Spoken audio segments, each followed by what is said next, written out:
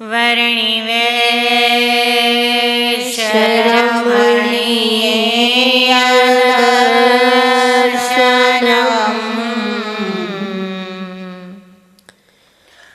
मन्दहासरुचिरा नयनाम्बुजम्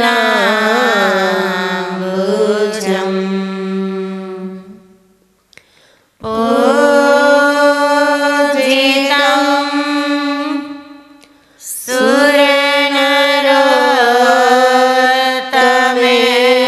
सुरनरोत्तमेर्मुदा धर्मनन्दनमहं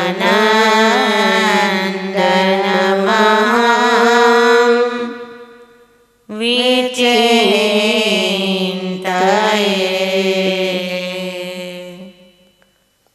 धर्मनन्दनमहं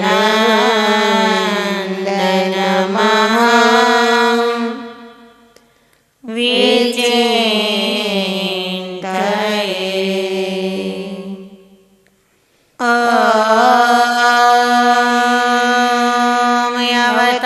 अवतारिणे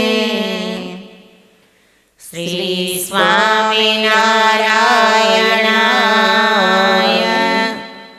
नमो नमः। श्री हरे कृष्णाय घनश्यामाय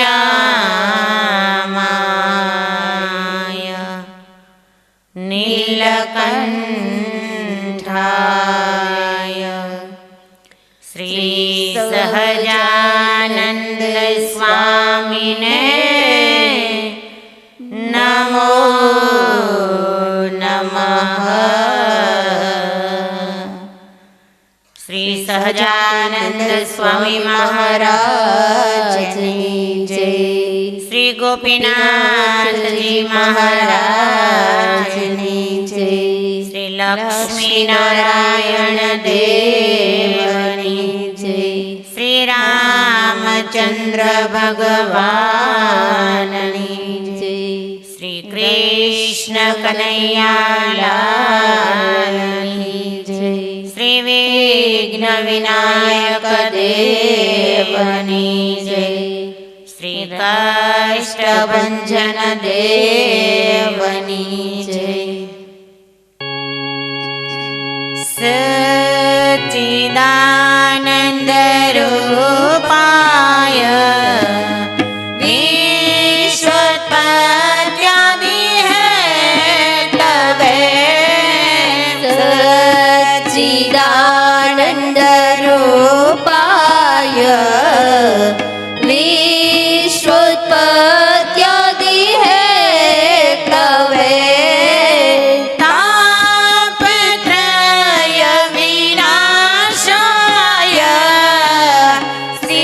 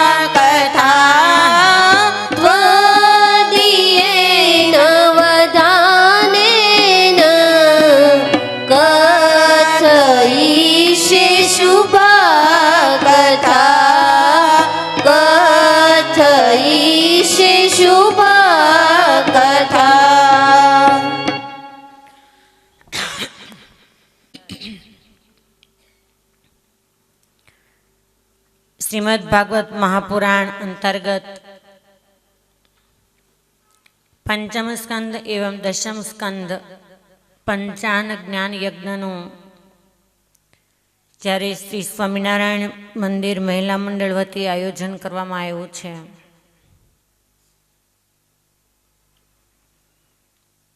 વહેલા સત્સંગી બહેનો, જીવાત્મા છે ને ભવ સંસ્કૃતિમાંથી લખ 84માંથી મુક્ત કરાવનાર કોઈ જો હોય તો એ પરમાત્માના લીલા ચરિત્ર છે.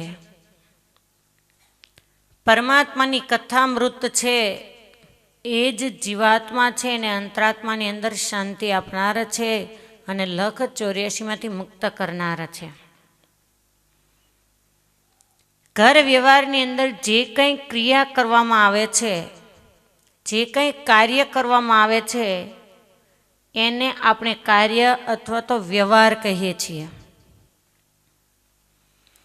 પરમાત્મા સંબંધી પરમાત્મા છે આ લોકની અંદર આવી અને જે કંઈ કાર્ય કરે છે, ક્રિયા કરે છે, એને લીલા કહેવામાં આવે છે. અને એ પરમાત્માની લીલા છે એ આ લોકની અંદર આવેલા જીવાત્મા છે એને પોતાના અવિનાશી ધામ સુધી પહોંચાડનારી છે.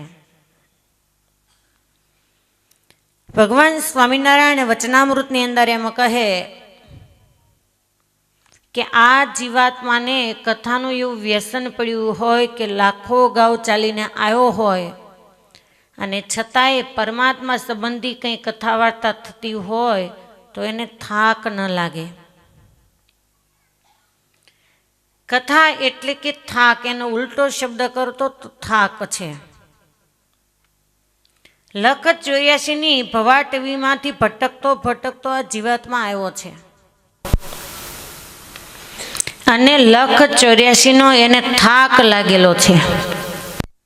સામાન્ય રીતે જોઈએ તો 2 દિવસની અંદર તમે જે કાંઈ કામ કરતા હો ને 1 દિવસની અંદર કર્યું હોય તો સાંજ પડે તમે એમ બોલી જાઓ કે આજ તો બહુ થાકી ગયા. તો તમે વિચારો કે લખ 84ની અંદર આપણે શું કરીને આવ્યા છીએ. કોઈ પણ ઊંચી આંગળીને એમ કહેશે કે હા, આના પહેલાં મારો જે જન્મ હતો ને એમાં મેં બહુ ભજન કર્યું છે, ખૂબ કથા વાર્તા સાંભળી છે. નહીં, કેમ કે આપણને જ ખબર નથી કે આપણે પૂર્વ જન્મની અંદર શું હતા. એક માણસનો જન્મ જ એવો છે કે હજારો જન્મના પુણ્ય આ મનુષ્ય જન્મ પ્રાપ્ત થતો હોય છે. છતાં જ્યારે અજ્ઞાન અવસ્થાની અંદર જીવેલો જે જીવાત્મા છે, સાનુકૂળ સમય હોવા છતાં એ પરમાત્મા સુધી પહોંચી નથી શકતો, એની કઠણાઈ છે.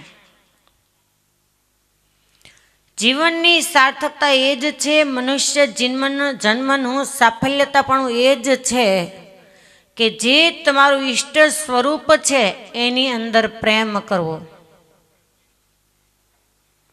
એક સમય એવો હતો કે આ જીવાત્માને પરમાત્મા સુધી પહોંચવા માટે કોઈ સંત છે એની જરૂર પડતી ને સંતને ગોતવા જવું પડતું હતું. ભાગવતના પરીક્ષિત મહારાજા કે ઋષિકુમારનો શાપ થયો કે 7મા દિવસે તક્ષક નાગ દ્વારા તમારું મૃત્યુ છે, માટે તમારા મૃત્યુને સુધારી લો.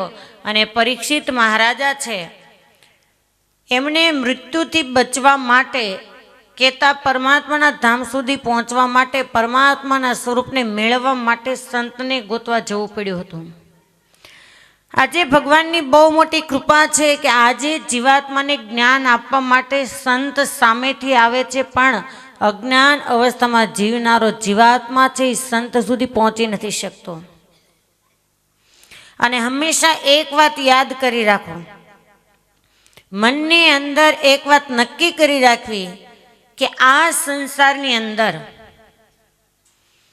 એ જ વ્યક્તિનું ઘડતર થાય કે જે વ્યક્તિ કોઈના હાથ નીચે ઘડાયેલી છે. તમે જોજો કે આજના યુગની અંદર કોઈને સાસુ ગમતી નથી, છતાં પણ તમારી દીકરીનું વેવિશાળ કરવું હોય અને સામેના ઘરે જો દીકરાને માં ન હોય ને તો તમે 100 વાર વિચાર કરશો. અને તમારી ભાષામાં તમે એમ બોલતા હો કે જેને હાહુ ન હોય ને એને હો હાહુ થવા આવે. શું કામ? કે સાસુ પાત્ર એવું છે કે કદાચ રોકટોક પુત્રવધૂને કરશે, કહેશે ખરા પણ કહેવા નહીં દે. એમ આ લોકની અંદર સંત તત્વ એવું છે કે એ જીવાત્માને રોકટોક કરી અને પરમાત્મા સુધી પહોંચાડે છે. પણ ઘણા એવા હોશિયાર જીવાત્મા હોય, અમને ભાળે ને એટલે આગા પાછા થઈ જાય, નહીં કંઈક નિયમ પકડાવી દેશે તો. આ લોકના નિયમ છે એને તમને કોઈએ નથી શીખવાડ્યા, છતાંય તમે એવી રીતે ઓલા કે હીરની ગાંઠની જેમ બાંધી દીધા છે. હીરની ગાંઠની પર તેલનું ટીપું પડે પછી ગાંઠ છે એ ક્યારેય છૂટવાની શક્યતા જ નથી. એમ કોઈ જીવાત્માને આ લોકનું જ્ઞાન છે એ શીખવાડ્યું નથી, છતાં હીરની ગાંઠની જેમ બાંધી દીધું છે. જેટલા બેઠા છે એ બધાના પિયર અલગ અલગ છે. તો એક વ્યક્તિ પણ એમ કહેશે કે હું લગ્ન કરીને આવ્યા પછી મારી સાસુએ આખા ગામના નામ મને ગોખાવ્યા. ઓટોમેટિક બધું આવડી ગયું. કેટલા ઘર સુતરિયાના છે ને કેટલા મને જ બીજી અટક નથી આવડતી, કેટલા આના છે ગાબાણી ગોયાણી વીરાણી જે હોય તે ડોબરિયા. પરંતુ આખા ગામના તો આવડ્યા, પણ આખા ગામની જેટલી પુત્રવધુઓ છે એના પિયરની તમને ખબર હોય, એના વેવાય વેલાની તમને ખબર હોય, તમારાની તો ખબર હોય પણ ગામની એ ખબર હોય. તો આ જ્ઞાન કોણે આપ્યું? અને એમાં કોઈ એમ નથી કહેતા કે હું ભૂલી જાઉં છું.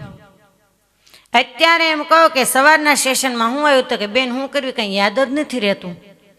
હવે ખબર એ નથી પડતી કે પરમાત્માના ઘરે તમે લખાણ કરીને આવ્યા છો કે અમને જ્ઞાનામૃત યાદ નહીં રહે, અને વ્યવહારિક કાર્યની અંદર કુશળતા છે એટલે એ બધું યાદ રહેશે. બિલકુલ નહીં. પરમાત્માએ બુદ્ધિ બધાને સરખી જ આપી છે, પણ લખ 84 અંદર ઢાળો ઢળતો આવ્યો છે સંસાર બાજુ, એટલે સંસારની અંદર વૃત્તિઓ ખેંચાયેલી છે. કોઈ પણ વ્યક્તિ છે એની અમુક અમુક આવડતો હોય, રસોઈની અંદર, વ્યવહારની અંદર, શણગારની અંદર, બધી રીતે. તો વ્યવહારની અંદર કે રસોઈની અંદર જે કુશળ હોય ને, તો તરત જ કોઈ એમ કહેશે કે રસોઈમાં એ બહુ સારું બનાવે છે ને, તો મહેમાન આવે છે ને તો એને રસોડામાં રાખજો, કે વધતુંય નથી ઘટતુંય નથી ને સ્વાદવાળું બને છે. શું કામ? કે એને પહેલેથી એમાં રસ છે, એટલે એ એમાં સફળ છે વ્યક્તિ છે એ. એમ વ્યક્તિની સફળતા ત્યારે થાય કે જે કાર્ય કરવું છે એની અંદર એનો લગાવ હોય. આપણે તો એક સૂત્ર નક્કી કરી રાખ્યું છે, ગઢપણમાં ગોવિંદ ગાશું, પણ ગઢપણ આવશે ક્યારે એ જ આ કલયુગની અંદર ખબર નથી.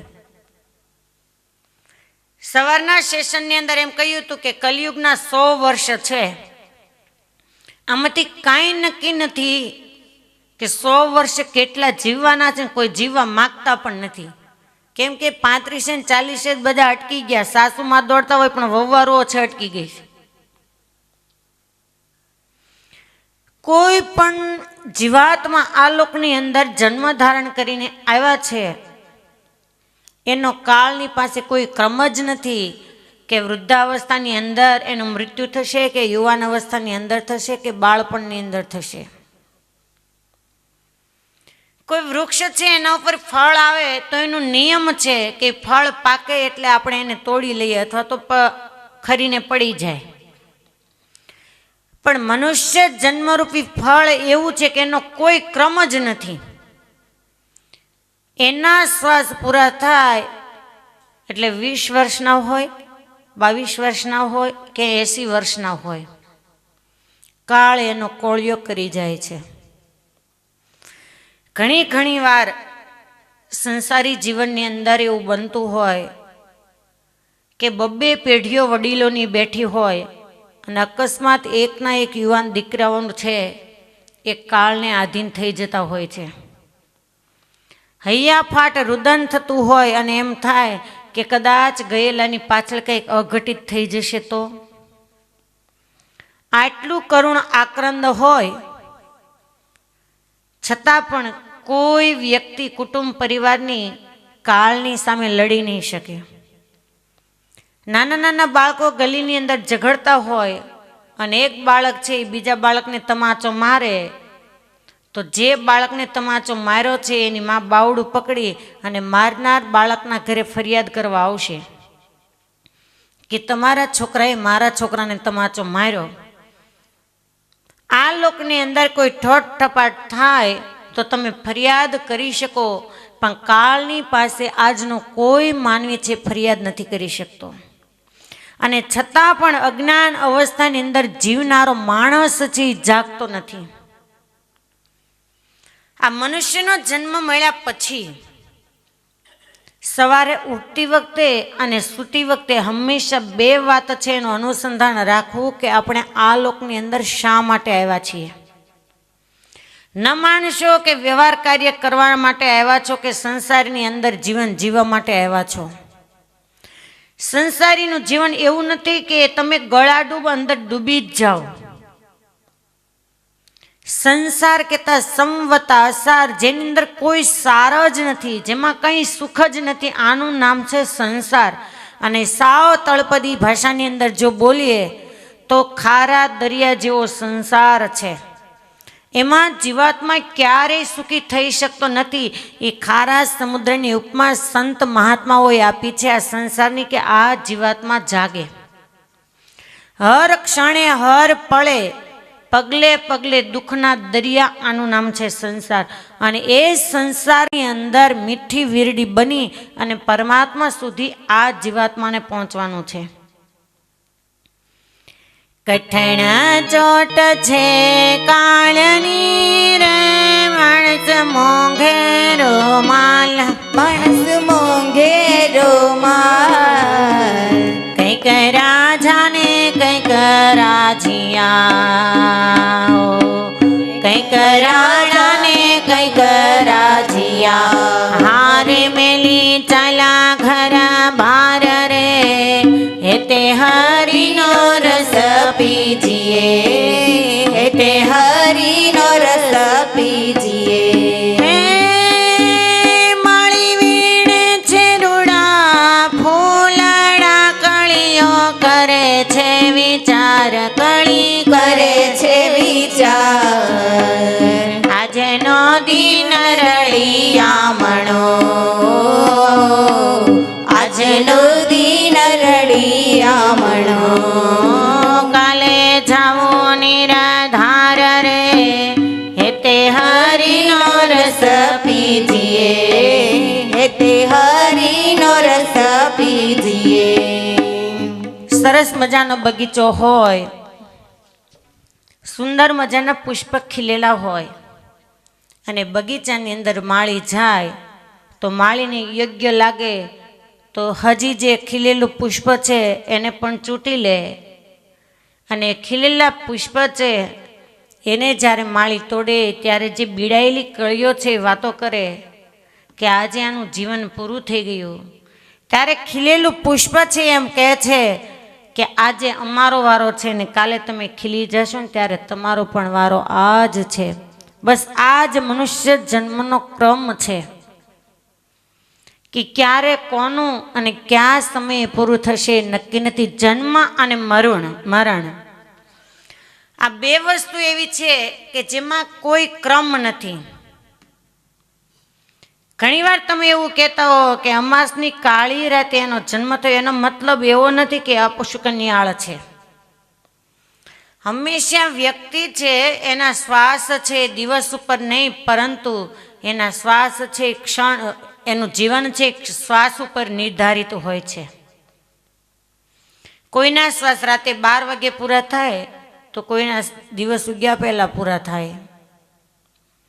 અને જે સંસારની અંદર મારું મારું કરી અને જે મોહ માયાની સાંકળથી બીડાયેલો જીવાત્મા છે, બંધાયેલો જીવાત્મા છે, એને એકવાર સમયે છે ને વૈરાગ્ય કરાવે છે, જેને હું મારા માનતો હતો એ કોઈ મારું નથી.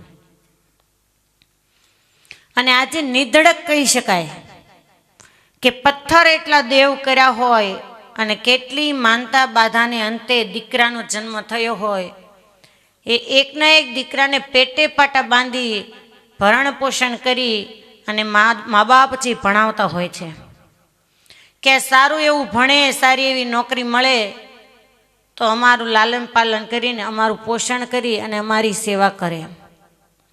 એ જ બાળકને પરણાવે અને પરણાવ્યા પછી જ્યારે મા બાપને છે તિરસ્કાર કરીને કાઢી મૂકે ત્યારે મા બાપને વૈરાગ્ય થતો હોય કે જેના માટે મેં કેટલું કર્યું એ કોઈ મારું નથી. એક વાત નક્કી કરજો કે કોઈ કોઈનું છે જ નહીં. તેમ બધા બહુ ગાઓ છો કોઈ કોઈનું નથી રે, કોઈ કોઈનું નથી. કેટલા તિરસ્કારો થવા છતાં જીવાત્મા છે પરમાત્મા સુધી પહોંચતો નથી. આ અજ્ઞાનનું અંધારું છે. એટલા અંધકારમય કોટની અંદર પુરાયેલા જીવાત્મા છે કે ક્ષણે વૈરાગ્ય થાય તો એ જીવને એમ ન થાય કે ઘરની અંદર મારું કોઈ નથી તો મંદિરે જઈને હું ભજન કરી લઉં. એ ઓટલે બેહે અને જેટલા નીકળે ને એની પાસે રોયા કરે કે મને વોવે આજ આમ કીધું. એટલે નક્કી કરવું કે કોઈ આપણી સાથે ખોટું કરે, કોઈ કપટ કરે, કોઈ દુઃખી કરે ને તો દુઃખ ન લગાડવું. કેમ કે બે હાથે ખાનારા કરતા 1000 હાથે દેવાવાળો બહુ મોટો છે. પણ કઠણાઈ એવી હોય ને 1-2 કલાક થાય ને તે પછી બેઠા બેઠા એમ વિચાર કરે ગમે એમ તો મારી છે ને. આ જીવને પસ્તાવું ન પડે અંત સમયે એના માટે કંઈક કરી લેવું અને પહેલાં કરી લેવું. કાયમના માટે ગમે ત્યારે મારી સભા હોય કે ક્યાંય પણ જાય ને ત્યારે હું એક દ્રષ્ટાંત આપું જ છું. બધા જ ખેતીવાડીવાળા બેઠા છો. દૂર વાડી કે ખેતર હોય અને સંધ્યા સમય થવાની તૈયારી હોય, દાળિયા કરેલા હોય ત્યારે માલિક છે સમય ઓછો હોય અને રાશવા સા રહી જાય એમ હોય, નીંદવાનું હોય કે વીણવાનું હોય તો ખેતરના માલિક છે એ દાળિયાને એમ કહેશે કે ખટકો રાખજો, એક રાશવા માટે થઈને રહી ન જાય નહીતર કાલે અહીંયા ધક્કો ખાવો પડશે. એમ મારું ને તમારું જે જીવન છે એ રાશવા હશે કે નહીં કોઈને ખબર નથી. અને સંધ્યા આથમવાની તૈયારી છે, સંધ્યા થવાની તૈયારી છે. એટલે જે કાંઈ સમય બચ્યો છે એ કેડવાળી ભેટવાળીને ભજન કરવા માટેનો છે કે કાલે ફરીને આ મૃત્યુલોકની અંદર જન્મ ન આવે, ધક્કો ન ખાવો પડે. કે તમને સંસારમાં બધાને બહુ સુખ છે, જમરાળા જેવું સરસ મજાનું ગામ મળી ગયું, સારા પરિવાર મળી ગયા, ગમે તેટલું સુખ હોય ને પણ પરમાત્માના સંબંધ સિવાયનું જે સુખ છે એ કેવળ સુખ નથી, મોહ છે, મોહ જાળ છે. અજ્ઞાન અવસ્થાની અંદર જીવનારા જીવાત્માઓ છે એમણે એક વાત નક્કી કરી રાખી છે કે આ લોકની અંદર સુખ સાહેબી મળી છે તો ખાઈ પીને મોજ કરી લો. પણ યાદ રાખો ઇતિહાસો એના જ સર્જાય કે જેણે આ લોકની અંદર આવ્યા પછી કંઈક પરમાત્મા સંબંધી કર્યું છે.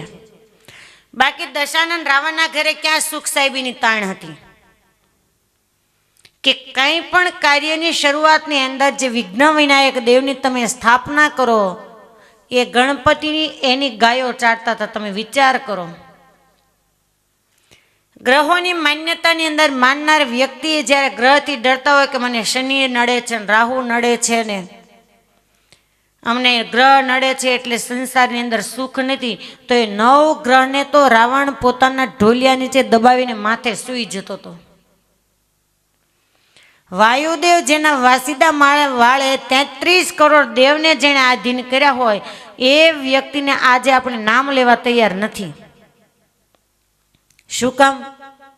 આ લોકનું ખૂબ જ સુખ હતું, સાહેબી હતી, છતાં પરમાત્માનું શરણું નહોતું. અને યાદ કરો તમે એ શબરીબાઈને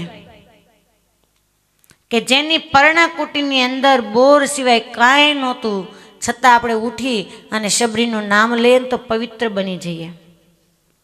એ જુનાગઢના નરસિંહ મહેતા, એ મેવાડની મીરાબાઈ, એને આજે આપણે ઉઠી અને સવારમાં પ્રભાત્ય બોલીએ છીએ. કારણ કે કારણ કે જેણે પોતાનું જીવન છે એ પરમાત્માના શરણે સમર્પિત કર્યું છે. એ જોબન પગી હોય, નાગપાલ વરુ હોય, વાલેરા વરુ હોય કે મુક્તાનંદ સ્વામી, ગોપાળાનંદ સ્વામી, લાડુબા, જીવબા, રાજબાઈ હોય, એને ઉઠીને આપણે શું કામ યાદ કરીએ છીએ કે આ લોકની અંદર આપણે મનુષ્ય જન્મ પ્રાપ્ત થતા આવ્યા છીએ તો જેમણે પરમાત્માને જીવન સમર્પિત કર્યા છે એવા જીવન આપણા બને. સંસારી તો પર્વતભાઈ ને ગોવર્ધનભાઈ પણ હતા અને વાંચો એના ચરિત્ર કે આજે તમને સ્વર્ગના ઇન્દ્રના સુખ જેવું સુખ છે. ગોપીઓના ચરિત્રની અંદર આપણે જઈશું ત્યારે ખ્યાલ આવશે કે કોઈ વ્યક્તિ એમ કહેતી હોય કે ભજન કરવું છે પણ સમય નથી, એ વાત તદ્દન ખોટી છે. ગુણાતીતાનંદ સ્વામી એની વાતોમાં એમ કહે કે વ્યક્તિને સમય છે એ કહેતો નથી કે હું તારા માટે આવ્યો છું, વ્યક્તિને સમય લેવો પડે છે. વ્યવહારની અંદર બેઠા હો, અત્યારે કથા વાર્તા તમે શાંતિથી સાંભળી રહ્યા છો અને કોઈકના ઘરેથી સમાચાર આવે કે હાલો મહેમાન આવ્યા છે એટલે જવું જ પડે, તો એના માટે સમય નીકળે છે. રાત ઉજાગરો એકાદશી, મોટી મોટી એકાદશીઓ હોય, નિયમની હોય, પ્રબોધિની હોય, ત્યારે કોઈ એમ કહે કે આજે આપણે જાગરણ કરવું છે અથવા તો 4.5 મહિનાની એકાદશીનું જાગરણ કરવું, તો કે ઊંઘ બહુ આવે. પણ કોઈનું ફુલેકું ચડવાનું હોય ને એમાં રાસ લેવામાં તમારે 1 વાગે તો તમને કોઈને ઊંઘ આવતી નથી. સવારે પાછું 4 વાગે જાનમાં જવાનું હોય તો કોઈને ઝોલા આવતા નથી. બહુ વિચારા જેવું છે. એકવાર જિંદગીની અંદર કંઈક આ જીવન મળ્યું છે ત્યારે એવું કરી લઈએ કે પાછળની પેઢી છે એને આપણું જીવન જોતા એમ થાય કે આપણે પણ કંઈક કરવું પડે. અને એના માટે એક જ્ઞાન પ્રાપ્તિ માટે છે પરમાત્માની કથા. અને હંમેશા એક વાત તો હું ચોક્કસ કહીશ કે કેવળ અને કેવળ કથા સાંભળવાથી કોઈ ફાયદો નથી. કથા સાંભળી ત્યારે જ કહેવાય કે આપણા જે વહી ગયેલા દિવસો છે, ગયેલા વર્ષો છે, જે જીવનની અંદર કંઈક કંઈક ખૂણે ખાંચરે ભૂલો છે જે પરમાત્મા સુધી પહોંચવા નથી દેતી, એ ભૂલો છે એને સુધારવા માટે આ કથા છે. અને કોઈ કોઈને કહેવાતીની આ કથા છે એ કેવળ અને કેવળ મારા માટે છે, આવું અનુસંધાન રાખીને શ્રોતા તરીકે બેસું. બાકી ફૂટબોલની જેમ નહીં કે માનો કે રાગ દ્વેષ કે ઈર્ષાનો પોઈન્ટ આવ્યો કે ભાઈ રાગ દ્વેષથી રહિત રહેવું, ઈર્ષાથી રહિત રહેવું, કોઈની અદેખાઈ કરવી નહીં, ત્યારે આપણે બેઠા બેઠા એમ બોલતા હોય ફલાણી આવું રાખે છે ને ઓલી આવું રાખે છે. કોઈ રાખે કે ન રાખે પણ મારે તો કોઈની સાથે ઈર્ષા નથી ને, આ પહેલું અનુસંધાન રાખવું અને હોય તો મૂકી દેવું. ઈર્ષા વસ્તુ એવી છે કે દિવાસળી એ આપણી, તેલ એ આપણું, કપડાં એ આપણા અને સળગવાનું આપણે. કેવળ અને કેવળ બીજાનું જોઈને. હવે આ મફતનો ધંધો કોઈ દી કરે? ખોટનો ધંધો. અને કોઈનું બાળવા જતા રાવણનો દાખલો જ છે કે હનુમાનનો પૂછ બાળવા જતા પોતાની આખી લંકા સળગી ગઈ. બધું જાણીએ છીએ, જ્ઞાન બધું છે, છતાં પણ આ જ્ઞાન મળતું નથી ને, બહુ કઠણાઈ વાળી વાત છે. રાગ દ્વેષ ઈર્ષા અહંકાર કામ ક્રોધ લોભ મોહ મદ મત્સર આ બધું જ જીવાત્માને પરમાત્મા સુધી પહોંચતા મોટા ડુંગર રૂપે છે. છતાંય આપણે આ કાંઠે બેઠા બેઠા આરામથી બેસીએ છીએ. પેલી બાજુ ડુંગરની વળોટો એટલે પરમાત્માનું સ્વરૂપ છે જે અખંડ આનંદ આપનારું છે, પણ ત્યાં જવું ગમતું નથી. એટલે ખાસ પરમાત્મા છે એને આ દેહ કરી અને અવિનાશી સુખ છે એને પામી જવું, આ જ કથાની સાફલ્યતા છે. આ દેહને ચોખ્ખો કરવા માટે જેમ સાબુની જરૂર પડે છે એમ જીવાત્માને ચોખ્ખો કરવા માટે, અંતઃકરણને શુદ્ધ કરવા માટે, કારણ શરીરની અંદર રહેલી જે વાસનાઓ છે એને ટાળવા માટે કથામૃત રૂપી સાબુની જરૂર છે. સત્સંગનો કૃષ્ણ કથા જ પાયો, જો તે કદાપી ન બળો જણાયો. સત્સંગનો કૃષ્ણ કથા જ પાયો, જો તે કદાપી ન બળો જણાયો. સત્સંગ રૂપી શુભ તો હવેલી, સત્સંગ રૂપી શુભ તો હવેલી, પડી જવાની ગણવી જવેલી.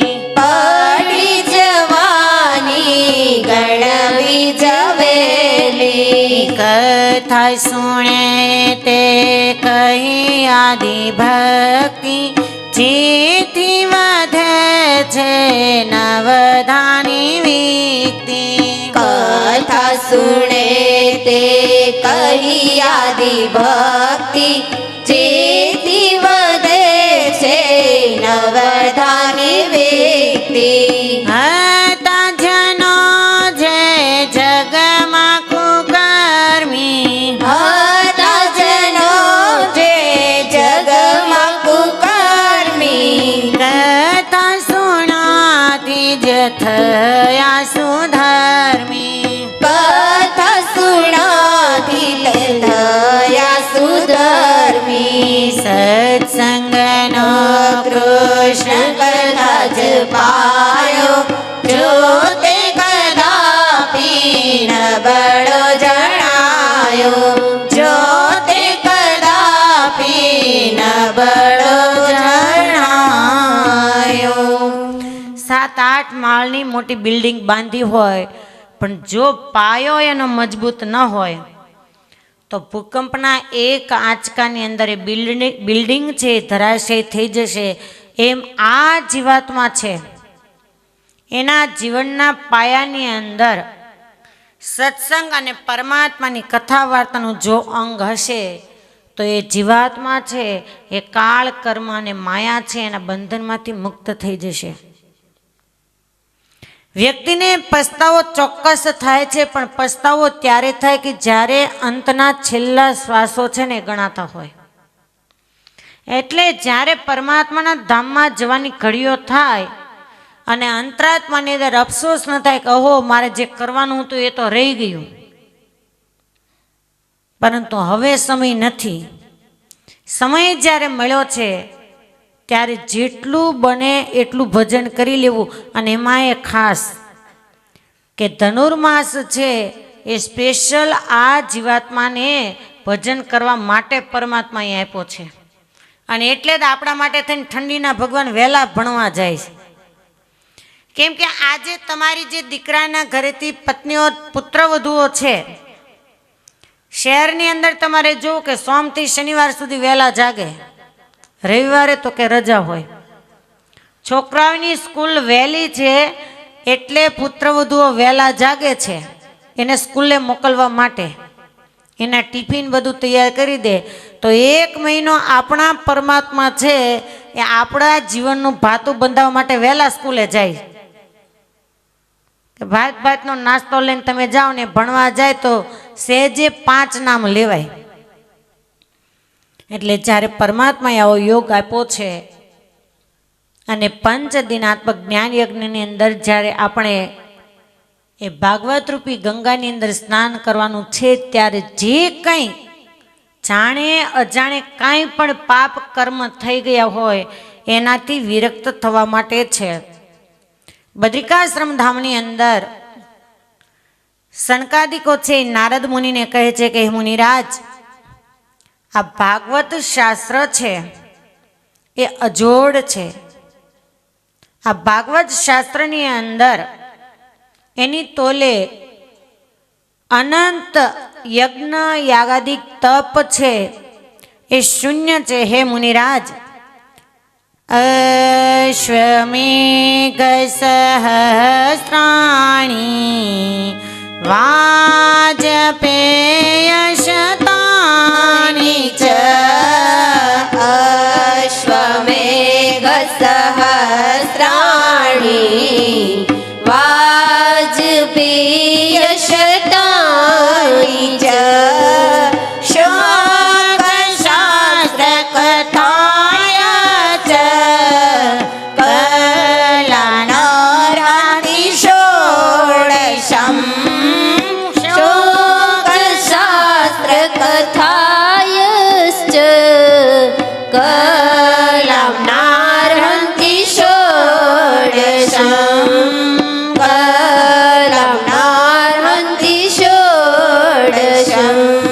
સંકાદિકો કહે છે કે મુનિરાજ 1000 અશ્વમેઘ યજ્ઞ કોઈ કરે, 100 વાજપેયી યજ્ઞ કરે, છતાં પણ આ જે ભાગવત શાસ્ત્રની કથા છે એના 16મા ભાગની અંદર પણ એનું ફળ નથી. હવે આપણે વિચારીએ કે અશ્વમેઘ યજ્ઞ, વાજપેયી યજ્ઞ આજે પાંડુ મહારાજા રામચંદ્ર ભગવાને કર્યા, એના પછી કોઈ વ્યક્તિ કરી શક્યું નથી. આટલું અઘરા જે યજ્ઞો છે એની સામે કોઈ ભાગવત કથામૃત છે એનું પાન કરે તો એને અનંત ઘણું ફળ પ્રાપ્ત થતું હોય છે. ભાગવત શાસ્ત્ર છે અજોડ છે. જ્યારે કૃષ્ણ પરમાત્મા છે એ પ્રભાસ ક્ષેત્રની અંદર જ્યારે તિરોધાન લીલા સ્વીકારી અને ત્યારે એ પરમાત્માએ પોતાનું જે બ્રહ્મ તેજ છે એ તમામ બ્રહ્મ તેજ છે એ ભાગવત શાસ્ત્રની અંદર મૂક્યું છે. અને એટલે જ શાસ્ત્રને ભગવાનનું વાંગમય સ્વરૂપ ગણવામાં આવે છે. અને એટલે આપણે પોથીજી છે એને મસ્તક ઉપર લઈએ છીએ અને એના ચડાવવા થાય છે. આ કેવળ અને કેવળ તમારા ઘરની અંદર જે અન્ય ચોપડીઓ હોય એવી ચોપડી નથી.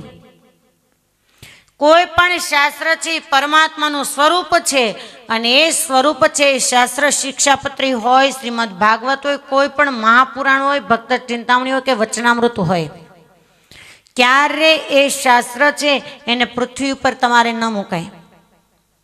કોઈ પણ આસન, કબાટ કે કોઈ પણ જગ્યાએ તમે મૂકી શકો. જો તમે સીધું જ શાસ્ત્ર પૃથ્વી પર મૂકો એટલે દોષમાં પડો છો.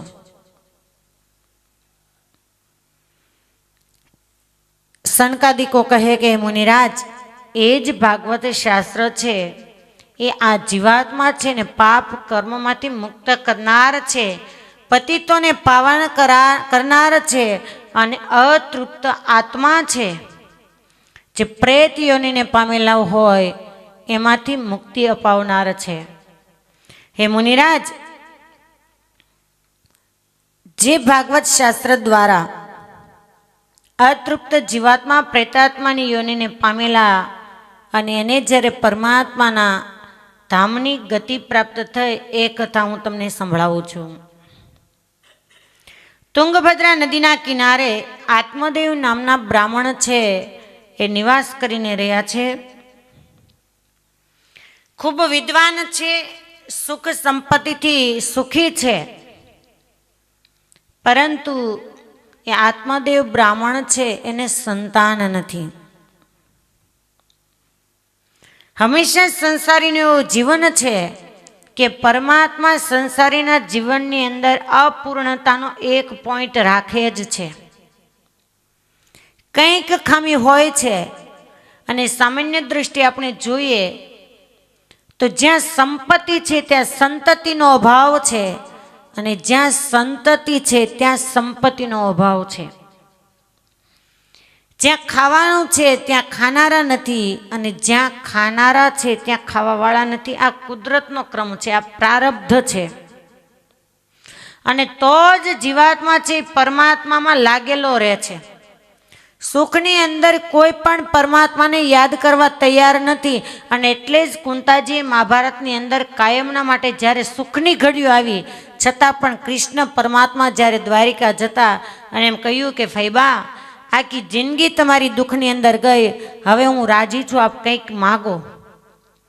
ત્યારે કુંતાજી બે હાથ જોડીને એમ કહ્યું કે હે પ્રભુ, જો તમે રાજી હો તો જેવા દુઃખ મારા જીવનની અંદર પહેલા હતા ને એવા છેલ્લા શ્વાસ સુધી મારા જીવનની અંદર દુઃખ રહે. અને દ્વારકાધીશે તરત જ કુંતાજીના બે હાથ પકડી લીધા કે ફૈબા, જ્યારે સુખની અણી આવી છે અને એમ કહેવાય કે સમુદ્રની અંદર ડૂબી ડૂબી અને તમે કાંઠે આવ્યા અને છતાં તમે દુઃખ કેમ માગી રહ્યા છો? ત્યારે કુંતાજી એટલું જ બોલ્યા કે હે દ્વારકાધીશ, જ્યારે જ્યારે મારા જીવનની અંદર દુઃખ હતું ત્યારે તમે હસ્તિનાપુરની અંદર જ અમારી સાથે રહ્યા છો. આજે જ્યારે સુખની ઘડી આવીને તો તમે રથ તૈયાર કરી અને દ્વારકા જવા માટે તૈયાર થઈ ગયા. તો હે પરમાત્મા, જે સુખે કરી અને તમારા સાનિધ્યના વિહોણા અમે બની જઈએ ને એવું સુખ મારે નથી જોઈતું. આજે સુખ માગનારો સેંકડો લોકો છે, પણ દુઃખ માગનારું કોણ? કોઈ નહીં. અને વિહારીલાલજી મહારાજે એટલે જ હરિનામૃતની અંદર એમ કીધું, આરોગ્યતા ઉદ્યમ હોય સારો, સતી સુનારી સુત સેવનારો, કુટુંબમાં સંપસ્વ મિત્ર ગેહ, સંસારમાં છે સુખ સાત એહ. સાત સુખ હરિલામૃતની અંદર વિહારીલાલજી મહારાજે બતાવ્યા કે આ સાત વાતે જે વ્યક્તિ સુખી હોય એ સંસારની અંદર પરમાત્મા છે એ સાત સુખ ગણાવે, પરંતુ એ સાતમાંથી એકની ઉણપ તો હોય જ છે. એક તો કે આરોગ્યતા, કે શરીરની નરવાશ, પણ કંઈક ને કંઈક હોય, કાં બીપી હોય, કાં એસિડિટી હોય, કાં ડાયાબિટીસ હોય. ઉદ્યમ સારો હોય કે સારો ધંધો હોય, સતી જેવી સન્નારી હોય પત્ની તરીકે, દીકરો છે પુત્ર છે એ પૂછીને કામ કરનારો હોય, કુટુંબની અંદર સંપ હોય, સારા મિત્ર હોય અને સારું ઘર હોય. આ સાત વાના જેનામાં હોય એ અતિશય સુખી છે. પણ આ સાતમાંથી ગણીએ ને તો કદાચ ચાર માંડ માંડ સારા હોય. આત્મદેવ બ્રાહ્મણ છે, એને ત્યાં પુત્ર નથી. આત્મદેવની પત્નીનું નામ છે ધુંધલી. આત્મદેવ બ્રાહ્મણ છે, એનું જીવન પવિત્ર છે, પોતે પંડિત વિદ્વાન છે, પરમાત્માની અંદર પ્રેમ છે, ને સામે ધુંધલી છે, જેવા નામ એવા જ ગુણ.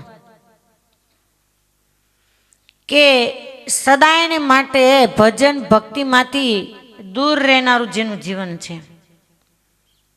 અને શેતાનંદ સ્વામીએ સત્સંગી જીવન શાસ્ત્રની અંદર એમ લખ્યું કે જેના 100 જન્મના પુણ્ય ઉદય થાય એને સારી પત્ની મળતી હોય છે, અને 100 જન્મના પાપ ભેગા થાય ત્યારે વિપરીત બુદ્ધિવાળી પત્ની મળતી હોય છે.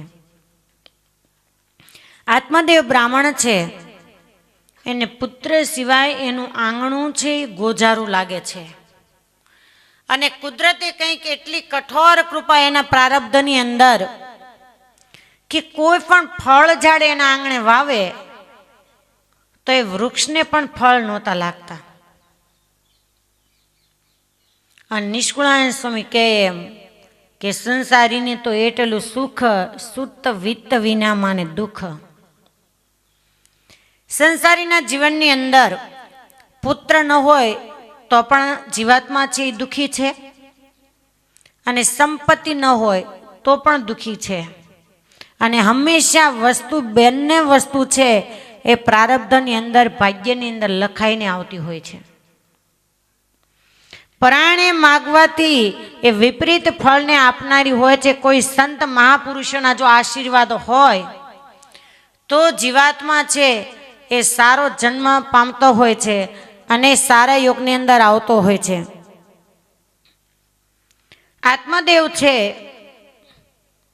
એમને એમ થયું કે વનની અંદર જઈ હું તપ કરી અને પરમાત્માને રાજી કરું, જેથી કરી અને પરમાત્મા છે એ મારે ત્યાં એક પુત્ર તરીકે જીવાત્માને જન્મ આપે.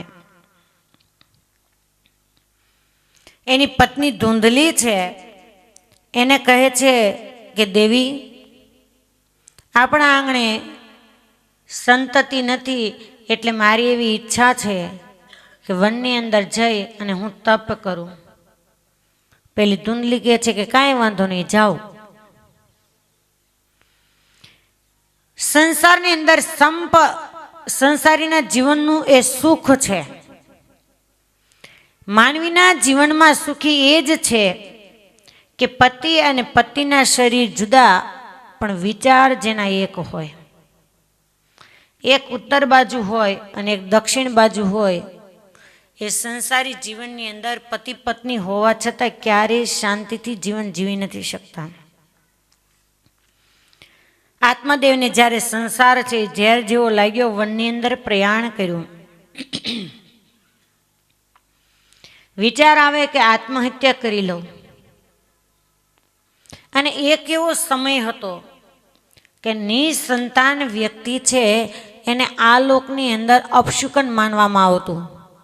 કોઈ એને સારા કાર્યની અંદર બોલાવે નહીં, શુભ વસ્તુઓ મંગલકારી વસ્તુઓ એનો સ્પર્શ ન કરવા દે, સામે મળે તો મોઢા ફેરવી જાય, આવી એક માન્યતાઓ હતી. પરમાત્માની કૃપાથી અત્યારે એ સારું છે. જો કે આજના આધુનિક યુગની અંદર તો કદાચ પરમાત્મા જીવાત્માનો જન્મ આપવા ઈચ્છે ને તો આજના આ ફેશનેબલ યુગની અંદર કોઈને દીકરા દીકરી જોઈતા જ નથી. કેમ કે બારે ફરવામાં એને ઝંઝટરૂપ બને છે.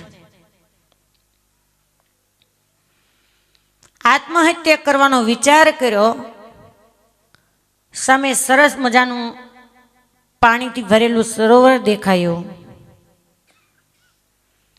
આત્માદેવને એમ થયું કે તૃષા લાગી છે તો પાણી પી લો અને પછી મારો દેહ છે એનો અંત લાવી દઉં. એ વખતે આત્મદેવ છે એ ખોબાની અંદર અંજલિ ભરે, પણ ચારેય બાજુથી એને નિરાશાઓ દેખાય છે. ચોધાર આંસુથી રડી રહ્યા છે. એ જ વખતે અચાનક એના મસ્તક ઉપર કોઈ વ્યક્તિનો હાથ પડ્યો. અશ્રુભીની આંખે જ્યાં ઊંચી નજર કરે તો એક ભગવા કંઠધારી મહાપુરુષને જોયા, એક સંત મહાત્માને જોયા. આત્મદેવ ગુણિયાલ હોવાથી વંદન કર્યું. પેલા સંત મહાત્મા બોલે છે કે ભૂદેવ આપ દુઃખી કેમ છો? અને કોઈ રડતી વ્યક્તિ હોય, ચારેય દિશામાંથી દુઃખે આવરી લીધી હોય અને એને તમે એમ કહો કે તમે દુઃખી કેમ છો, એટલે એની પાછળ મૌન સિવાય કંઈ જ નથી. ને આંખના આંસુઓ એમ કહેતા હોય કે આના દિલની અંદર દર્દનો દાવાનળ છે. ધ્રુસકું મૂકી અને આત્મદેવ રડી રહ્યા. થોડી વાર શાંત થયા. પેલા મહાપુરુષ મહાત્મા એમ કહે છે કે ભૂદેવ શા માટે આટલું બધું આક્રંદ કરો છો? ત્યારે આત્મદેવ કહે કે મુનિવર, હું આ દેહનો અંત લાવવા માંગુ છું. પેલા સંત મહાપુરુષ કહે છે કે આવો મોંઘો માણસનો જન્મ મળ્યા પછી એવું તે તમારા જીવનની અંદર શું એવું દુઃખ આવ્યું છે કે તમે આ અણમોલ દેહ છે એનો અંત લાવવા માંગો છો? આત્મદેવ કહે છે કે મુનિરાજ, એને તમે નહીં ઓળખી શકો, કેમ કે તમે સંસારથી વિરક્ત છો. પેલા સંત મહાત્મા કહે છે કે તમે વાત તો કરો કે તમને શા વાતની ખામી છે ને શાના માટે આટલું બધું રડો છો? આત્મદેવ બોલે કે મારે ત્યાં સંપત્તિ ખૂબ છે પણ શેર માટેની ખોટ છે, એટલે પુત્ર વિહોણા જીવનથી હું કંટાળી અને આ દેહનો અંત લાવવા માગું છું. ત્યારે પેલા સંતે એમ કહ્યું કે તમે પુત્ર માટે રડો છો, મારે પુત્ર હતા એટલા માટે હું વનની અંદર ફરું છું. આત્મદેવ, તમે જ્ઞાની પુરુષ દેખાવ છો તો આટલા બધા અજ્ઞાન અવસ્થાની અંદર તમે શા માટે આક્રંદ કરો છો? તમે જાણો છો સગર મહારાજાની 60,000 દીકરાઓ હતા, છતાં પણ સગર મહારાજા છે એ સુખી થયા? એક જ મુનિના શાપને કારણે 60,000 છે એ બળીને રાખનો ઢગલો થઈ ગયા. કદાચ આવા દીકરા થશે તો તમે શું કરશો? આત્મદેવ છે એ કોઈ વાત માનવા માટે તૈયાર નથી. આ જ જીવાત્માની કઠણાઈ છે. સંત અને શાસ્ત્ર છે પોકારી પોકારીને એમ કહે કે સંસારમાંથી તમે રાગ તોડો, સંસારના મોહ માયામાંથી તમે વિરક્ત થાવ, એ બંધનમાંથી તમે છૂટો, પણ જીવાત્મા માનવા તૈયાર નથી. જંગલની અંદર મદારી લોકો છે એ વાનરને પકડે. વાંદરા છે એ જેમ તેમ પકડાય નહીં જલ્દી, કેમ કે ચંચળ છે. એને પકડવા માટેની એક કળા હોય છે. જે વાનર પકડવાવાળા લોકો છે એ પહેલાં આપણે માટીની ભંભલી આવતી હતી જેનું મોઢું સાંકડું હોય. જ્યાં વાનરો રહેતા હોય એવી જગ્યા પર જઈ અને વાંદર કૂદાકૂદ કરતા હોય એને ભાળતા એ ભંભલીની અંદર ચણા નાખે અને વાનરને વાલામાં વાલું જો કોઈ હોય ને તો ચણા. એ ચણા નાખી અને આજુબાજુમાં છુપાઈ જાય અને ત્યારે પેલા વાનરો છે એ આવીને પેલા ભંભલીની અંદર હાથ નાખે. હવે ભંભલીનું મોઢું એટલું સાંકડું હોય કે હાથ સરળતાથી જાય, પણ ચણા લેવાના એટલે મુઠ્ઠી વાળવી પડે. મુઠ્ઠી વાળી અને બહાર કાઢે તો મુઠ્ઠી છે વળે નહીં, કાં મુઠ્ઠીને છૂટી મૂકવી પડે તો ચણા આવે નહીં. ચણા ના આવે, કાં ચણા અને કાં તો બંધન, આ બે જ રસ્તા એની પાસે હોય છે. એ ચણાવાળી મુઠ્ઠી છે એને કાઢવાની કોશિશ કરે મથામણની અંદર, એને ખબર છે કે આ વ્યક્તિ છે એ મને હમણાં પકડી લેશે, પણ એમ થાય છે કે એક મુઠ્ઠી ચણા લઈ લઉં ને ભાગી જાઉં, એક મુઠ્ઠી ચણા લઈ લઉં ખાઈ લઉં, અને ત્યાં પેલા પાશ બંધનથી વાનર પકડવાવાળા લોકો છે વાનરને બંદી બનાવી દેશે. બસ આ સંસારની અંદર અજ્ઞાન અવસ્થામાં જીવનારો જીવાત્મા છે ને એને એમ થાય આ બાજુથી મુઠ્ઠી ચણા લઈ લો, આ બાજુ થોડુંક સુખ લઈ લો, વળે એમ થાય કે આ બાજુથી થોડુંક મુઠ્ઠી ચણા લઈ લો. એ મુઠ્ઠી ચણા ભેગા કરવાની અંદર જીવન ક્યારે પૂરું થઈ જાય એ કોઈને ખબર નથી. કોઈ એમ કે હાલો 5 જ દિવસની કથા છે તો કે આજ પણ બહુ બધું કામ છે, કાલ આવશે, હજી 4 દિવસ બાકી છે ને. આ છે અજ્ઞાન અવસ્થામાં જીવનારાનું મત. બીજી વ્યક્તિને તમે એમ કહો કે 5 દિવસની કથા છે કે ઓહો મારે કામ તો બહુ બધું, પણ જિંદગી આખી આ કૂટણા કરવાના જ છે, હાલો 5 દિવસ પછી કામ કરશું. આ છે પરમાત્મામાં પ્યારવાળી વ્યક્તિની સમજણ. આત્મદેવને પેલા મુનિરાજ છે ઉપદેશ દે છે કે આ સંસારની અંદર કોઈ કોઈનું નથી, અને તમે વિચાર કરો કે આત્મહત્યા કર્યા પછી તમને જે સુખ મળવા માટે તમે આત્મહત્યા કરી રહ્યા છો એ સુખ મળી જશે? આત્મદેવ બોલે છે કે ના. તો પછી શા માટે તમે આત્મહત્યા કરી રહ્યા છો? અને ભૂદેવ, મોટામાં મોટો જો કોઈ પાપી હોય તો આત્મહત્યા કરનારો વ્યક્તિ છે. ગરુડ પુરાણની અંદર તમારા સંસારી જીવનમાં કોઈ ધામમાં જાય તો એની પાછળ તમે ગુરુ પુરાણ બેસાડતા હો છો.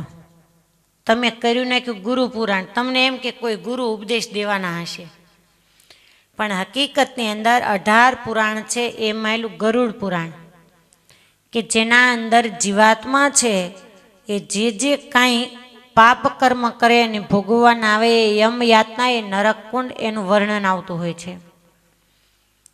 તો એ પુરાણની અંદર એમ કહેવામાં આવ્યું કે કોઈ આત્મહત્યા કરનારી વ્યક્તિ છે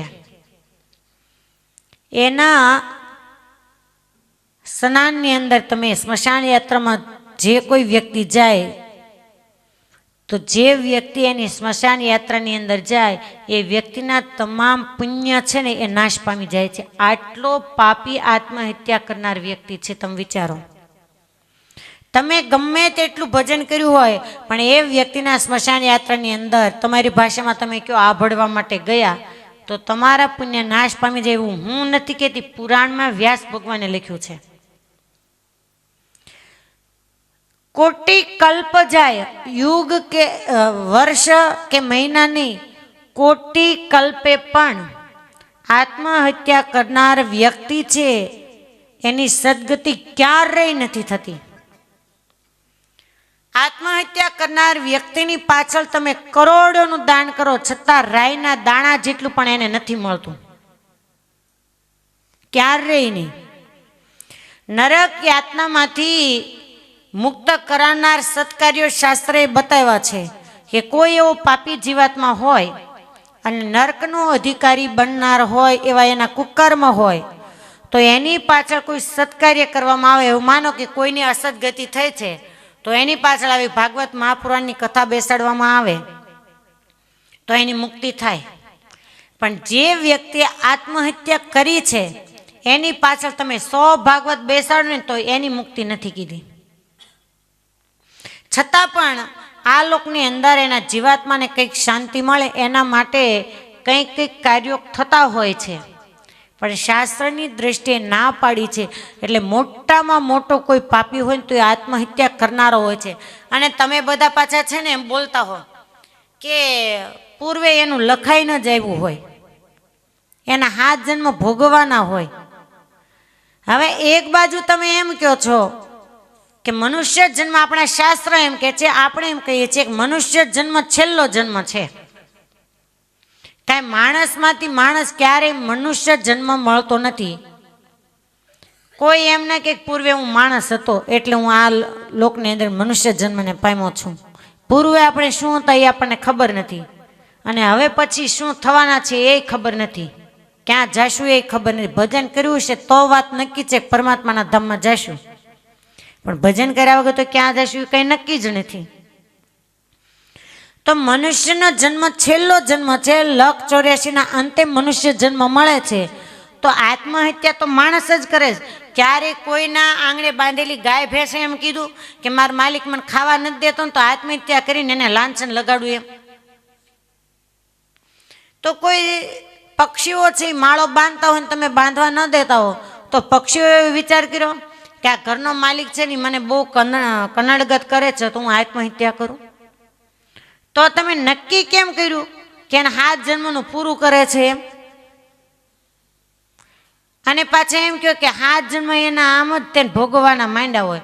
તો આત્મહત્યા કરનાર વ્યક્તિ છે એની તો નર્કની અંદર પણ પ્રવેશ નથી મળતો, તો પછી એના બીજા જન્મે આત્મહત્યા કરશે એની ગેરંટી શું?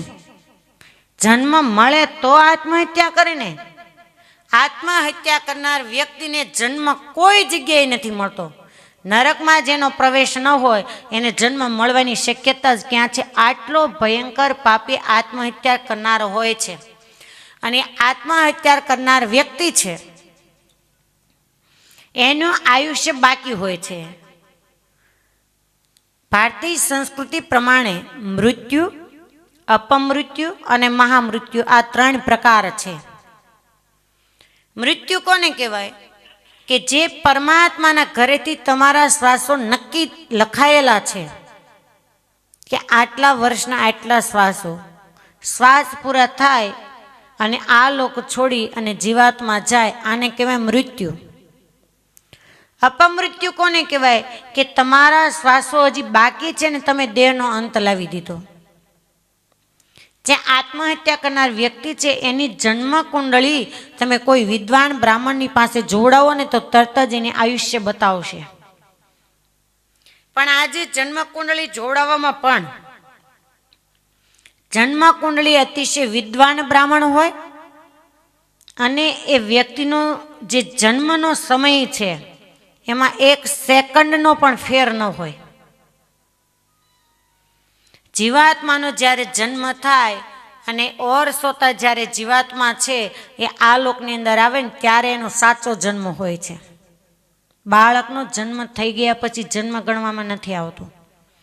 એ પૂરો પાક્કો ટાઈમ તમે આપો ને તો જ તમારી જન્મ કુંડળી છે ને એ સાચી નીકળે. એ જોનારા પણ સામે વિદ્વાન હોવા જોઈએ અને 1 સેકન્ડનો ફેર પણ સમયનો ન હોવો જોઈએ. અને એ શ્વાસ બાકી હોય અને દેહનો અંત લાવી દે, આનું નામ છે અપમૃત્યુ.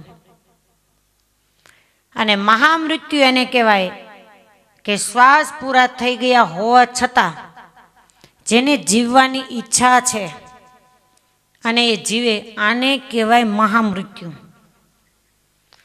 યાદ કરીએ સ્વામિનારાયણ સંપ્રદાયની અંદર આપણા જોધા ભરવાડ કે લીંબ વૃક્ષની નીચે જોધા ભરવાડ છે એ કડિયાળી ડાંગ જેના હાથમાં છે ને થોડુંક શરીર શિથિલ છે અને દાદા કાઠના દરબારગઢની અંદર સૂતા હતા અને આગળ કોઈ મહાન વિકરાળ કાળ પુરુષ આવીને ઉભો રહ્યા. શરીર અશક્ત છે, અશક્ત શરીરે કાળ પુરુષને સામે ઉભેલો જોઈ અને જોધા ભરવાડ બોલે કે તું કોણ છે? ત્યારે પેલો કાળ પુરુષ છે એ કહે કે હું તારો સ્વયં કાળ છું, મૂર્તિમંત છું. તમારા શ્વાસો અત્યારે પૂરા થાય છે એટલે તમારા જીવાત્માને લેવા માટે હું આવ્યો છું. અને આ શબ્દ જ્યાં સાંભળ્યા તો દેહ અશક્ત હોવા છતાં જોધા ભરવાડ છે ખાટલાની અંદર બેઠા થઈ ગયા કે અરે તારી જાતના. ભગવાન સ્વામિનારાયણનું શરણું સ્વીકાર્યા પછી જેની શરણાગતિ કાળ માયા પાપ કર્મ યમદૂત ભયાદમ શ્રી કૃષ્ણદેવ શરણમ પ્રપન્નસ્મી સપાતુમામ.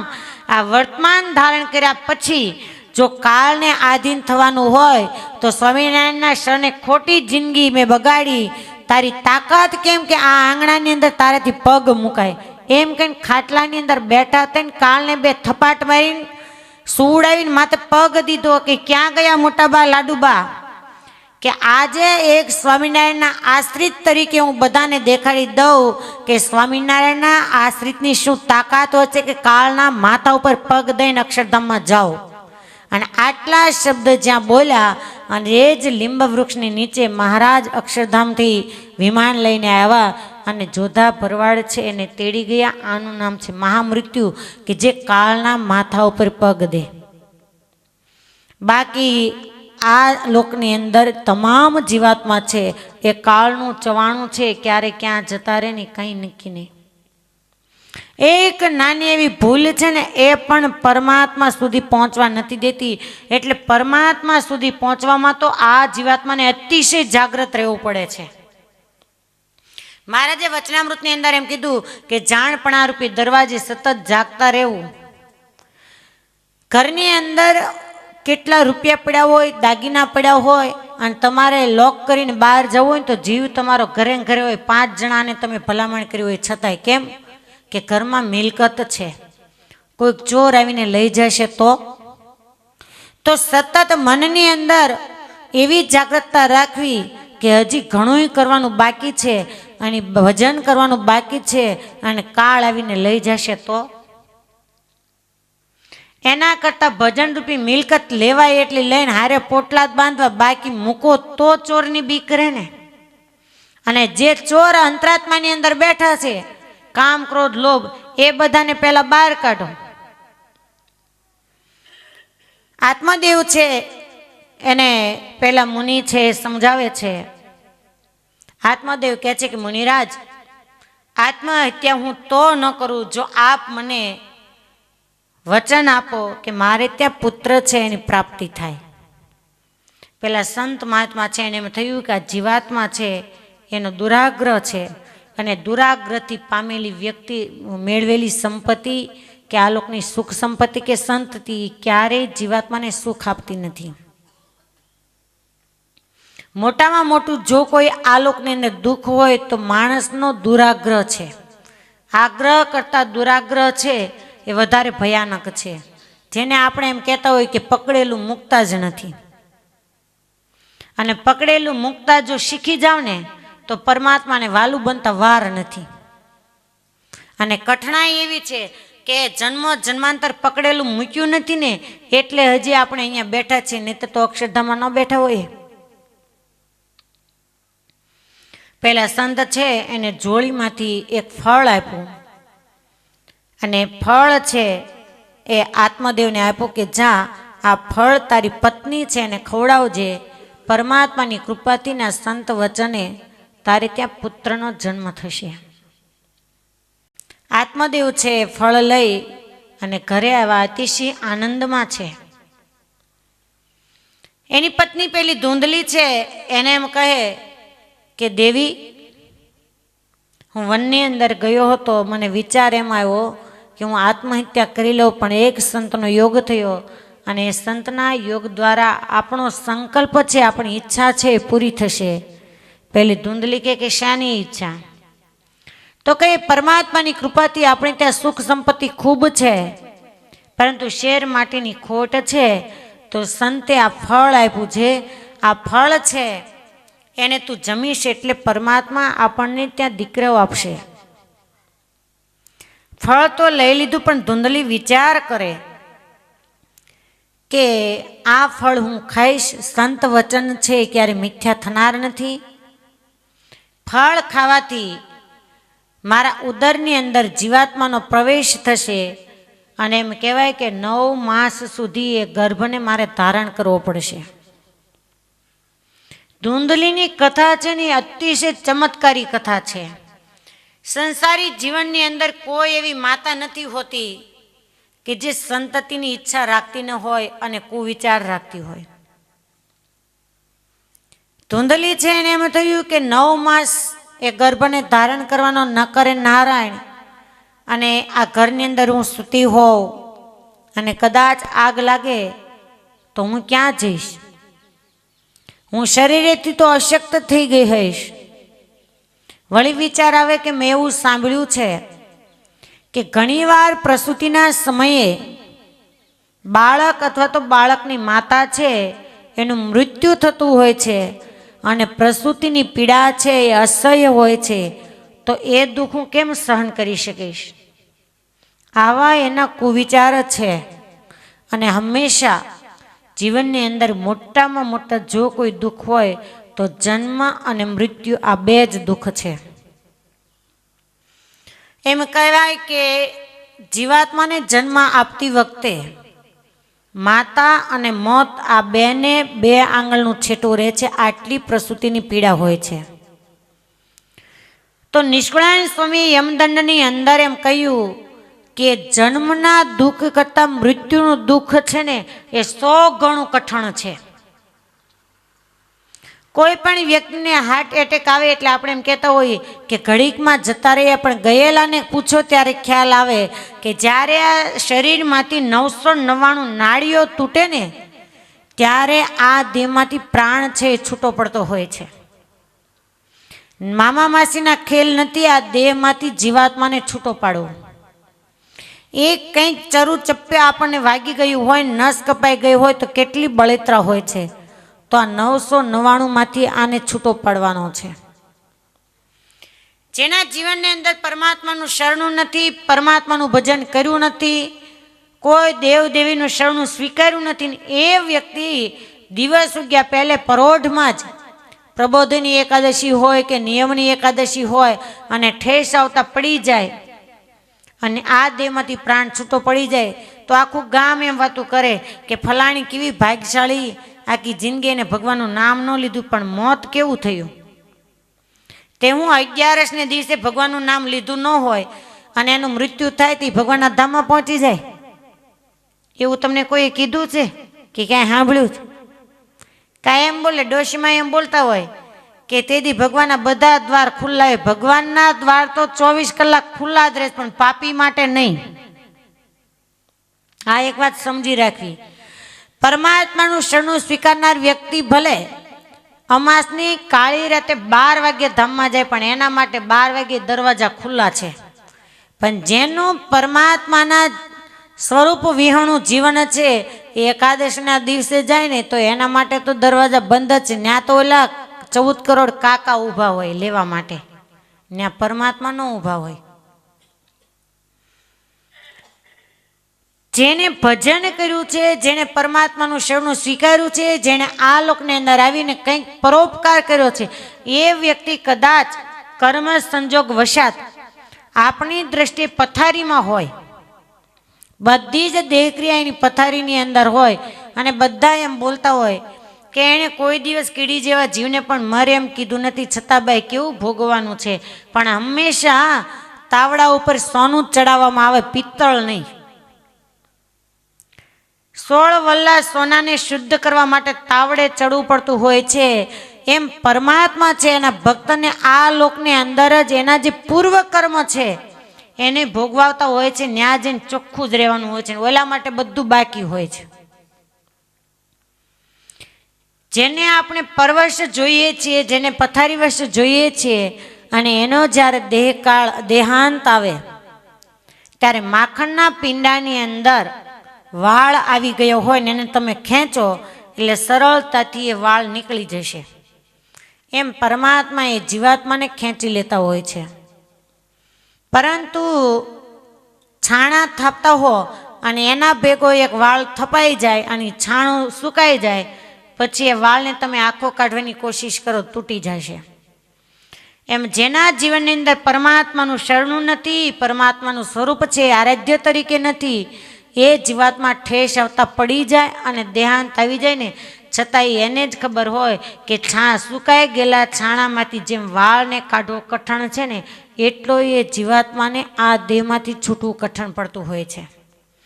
એટલે ક્યારેય એવી માન્યતા ન રાખી કે એકાદશીના દિવસે જાય અને પરમાત્માના ધામની પ્રાપ્તિ થાય અને અમાસે જાય અને પ્રાપ્તિ ન થાય. પ્રાપ્તિ તો જેણે પરમાત્માની આજ્ઞા પાળી છે ને એના માટે છે. બાકી આ લોકની અંદર કોઈને સુખ શાંતિથી જીવવા ન દીધા હોય એના માટે ભગવાનનું ધામ છે ને બહુ દૂર છે. પેલી ધૂંધલી છે એને કેટલાય વિચારો આવ્યા એ અરસાની અંદર. એની બેન છે એને ત્યાં આવી અને કહે છે કે બેન તું ચિંતામાં હોય એવું કેમ દેખાય છે?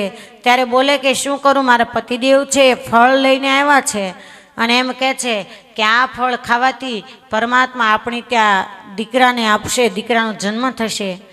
પણ મને તો બીક લાગે છે કે 9 માસ સુધી ગર્ભને ધારણ કરીને બાળકને જન્મ આપો અને કદાચ મારું મૃત્યુ થશે તો.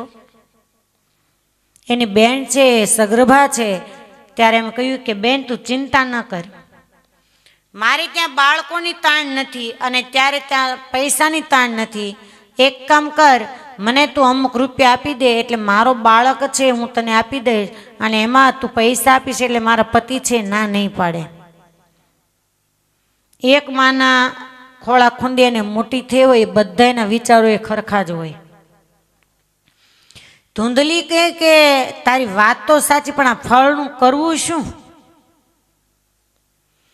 એ વખતે આંગણાની અંદર બાંધેલી ગાય છે. એની બેન બોલે કે ચિંતા જેવું કાંઈ નથી, આ ગાયને ખવડાવી દઈએ. આવા જે કામ કરનારી વ્યક્તિઓની બુદ્ધિશાળી બહુ હોય, એને કોઈનું ઊંધું ચતું કરતા સહેજ વાર ન લાગે. તમે કાંઈક વિચારો ને ત્યાં એને આખો છે ને પ્લાન ગોઠવી દીધો હોય કે આપણે ફલાણી જગ્યાએ જવું છે ને એને કહેવાનું જ નહીં, તમે તાર હાલો. ગાય છે એને ફળ ખવડાવી દીધું. ધૂંધલી ખોટું નાટક કરે છે. આત્મદેવ છે એ અતિશય રાજી થયા કે પરમાત્માએ છે સંત દ્વારા મારા અરમાનો છે એને પૂરા કર્યા.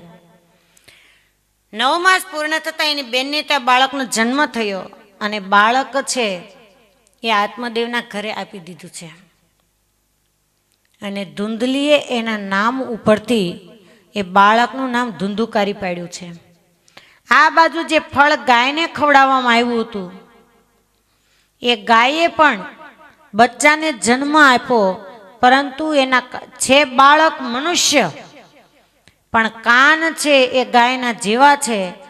એટલે આત્મદેવને તો અતિશય આનંદ થયો કે ઓહો, પરમાત્માએ ધીરજના ફળ મીઠા અને સત્યની ગતિ હંમેશા ધીમી. એ ન્યાયે આજે 2 બાળક છે એને મારા આંગણે આપ્યા છે. વિદ્વાન હોવાથી જે ગાયની કુખે બાળકનો જન્મ થયો એના કર્ણ ગાય જેવા હોવાથી એનું નામ ગોકર્ણજી પાડ્યું છે. કર્ણ કહેતા કાન. અને જે ધૂંધલીએ પાખંડ કરી અને ખોળાની અંદર જે બાળક રમી રહ્યું છે એ ધૂંધલીના બાળકનું નામ ધુંધુકારી પાડવામાં આવ્યું છે. પરંતુ હંમેશા વ્યક્તિ છે એ એની જે ઓળખાણ છે એના ગુણ ઉપરથી થતી હોય છે. ગોકર્ણજી છે જેમ જેમ મોટા થાય એમ પિતા છે એની જે વિદ્વતા, એનું કર્મકાંડ, એના પૂજાપાઠ એ જોઈ જોઈ અને ગોકર્ણજી છે એ એવી રીતે પૂજાપાઠ કરે છે. ધુંધુકારી છે એ અવળા કામ કરનારો થયો છે. કર્મકાંડની અંદર, પૂજાપાઠની અંદર આત્મદેવ છે એને પાસે બેસાડે છતાં પણ એનું મન છે એમાં લાગતું નથી. યુવાન થતા ધુંધુકારી એવો ભરાડી અને ભયાનક બન્યો કે ચોરી, અવેરી, દારૂ, માંસનો આહારી બન્યો છે. કે જે પવિત્ર કુળની અંદર પરમાત્માએ જન્મ આપ્યો, એનું પોષણ થયું છતાં પણ એ પરિવારનો એક પણ સંસ્કાર છે એને અસર નથી કર્યું. અને એટલે મેં કહેવાય કે જીવનની અંદર સત્સંગ કરતાં પણ સંસ્કાર છે ને વધારે મહત્વના છે. સંસ્કારી વ્યક્તિ છે ને એ સુમેળથી બધાની સાથે હળીમળીને રહેશે. સત્સંગ કરતાં વધારે સંસ્કારને મહત્વ આપો. 5 માળા વધારે કરવાથી કોઈના દિલને ઠેસ પહોંચતી હોય એવું જો આપણું જીવન હોય ને તો એ ભજનનું કોઈ પણ ફળ નથી. એકાદ માળા ઓછી હોય પણ સમજણ હોય ને તો એક છે ને એ 101 જેવી થઈને બની રહેશે. ધુંધુકારી છે એ ગામની અંદર રંજાડ લાવે છે, ચોરી અવેરી કરે છે, અને ત્યારે જે ગામના માણસો આત્મદેવની પાસે કંઈક 2 શબ્દ સત્કર્મના જ્ઞાનના સાંભળવા માટે આવતા હતા, એ જ ગામના માણસોની લાઈન આજે આત્મદેવની ત્યાં ફરિયાદ તરીકે આવે છે કે આજે તમારા દીકરાએ આવી રીતે રંજાડ કરી, આજે તમારા દીકરાએ આ રીતે રંજાડ કરી. આત્મદેવ છે એને આજે ફરી ચારેય દિશામાંથી નિરાશા દેખાય છે. વર્ષો પહેલા એ સમય હતો કે પુત્ર નહોતો, એના માટે નિરાશા દેખાતી હતી, અને આજે એ જ 4 દિવાલની અંદર આત્મદેવને પુત્ર હોવાથી નિરાશા દેખાય છે.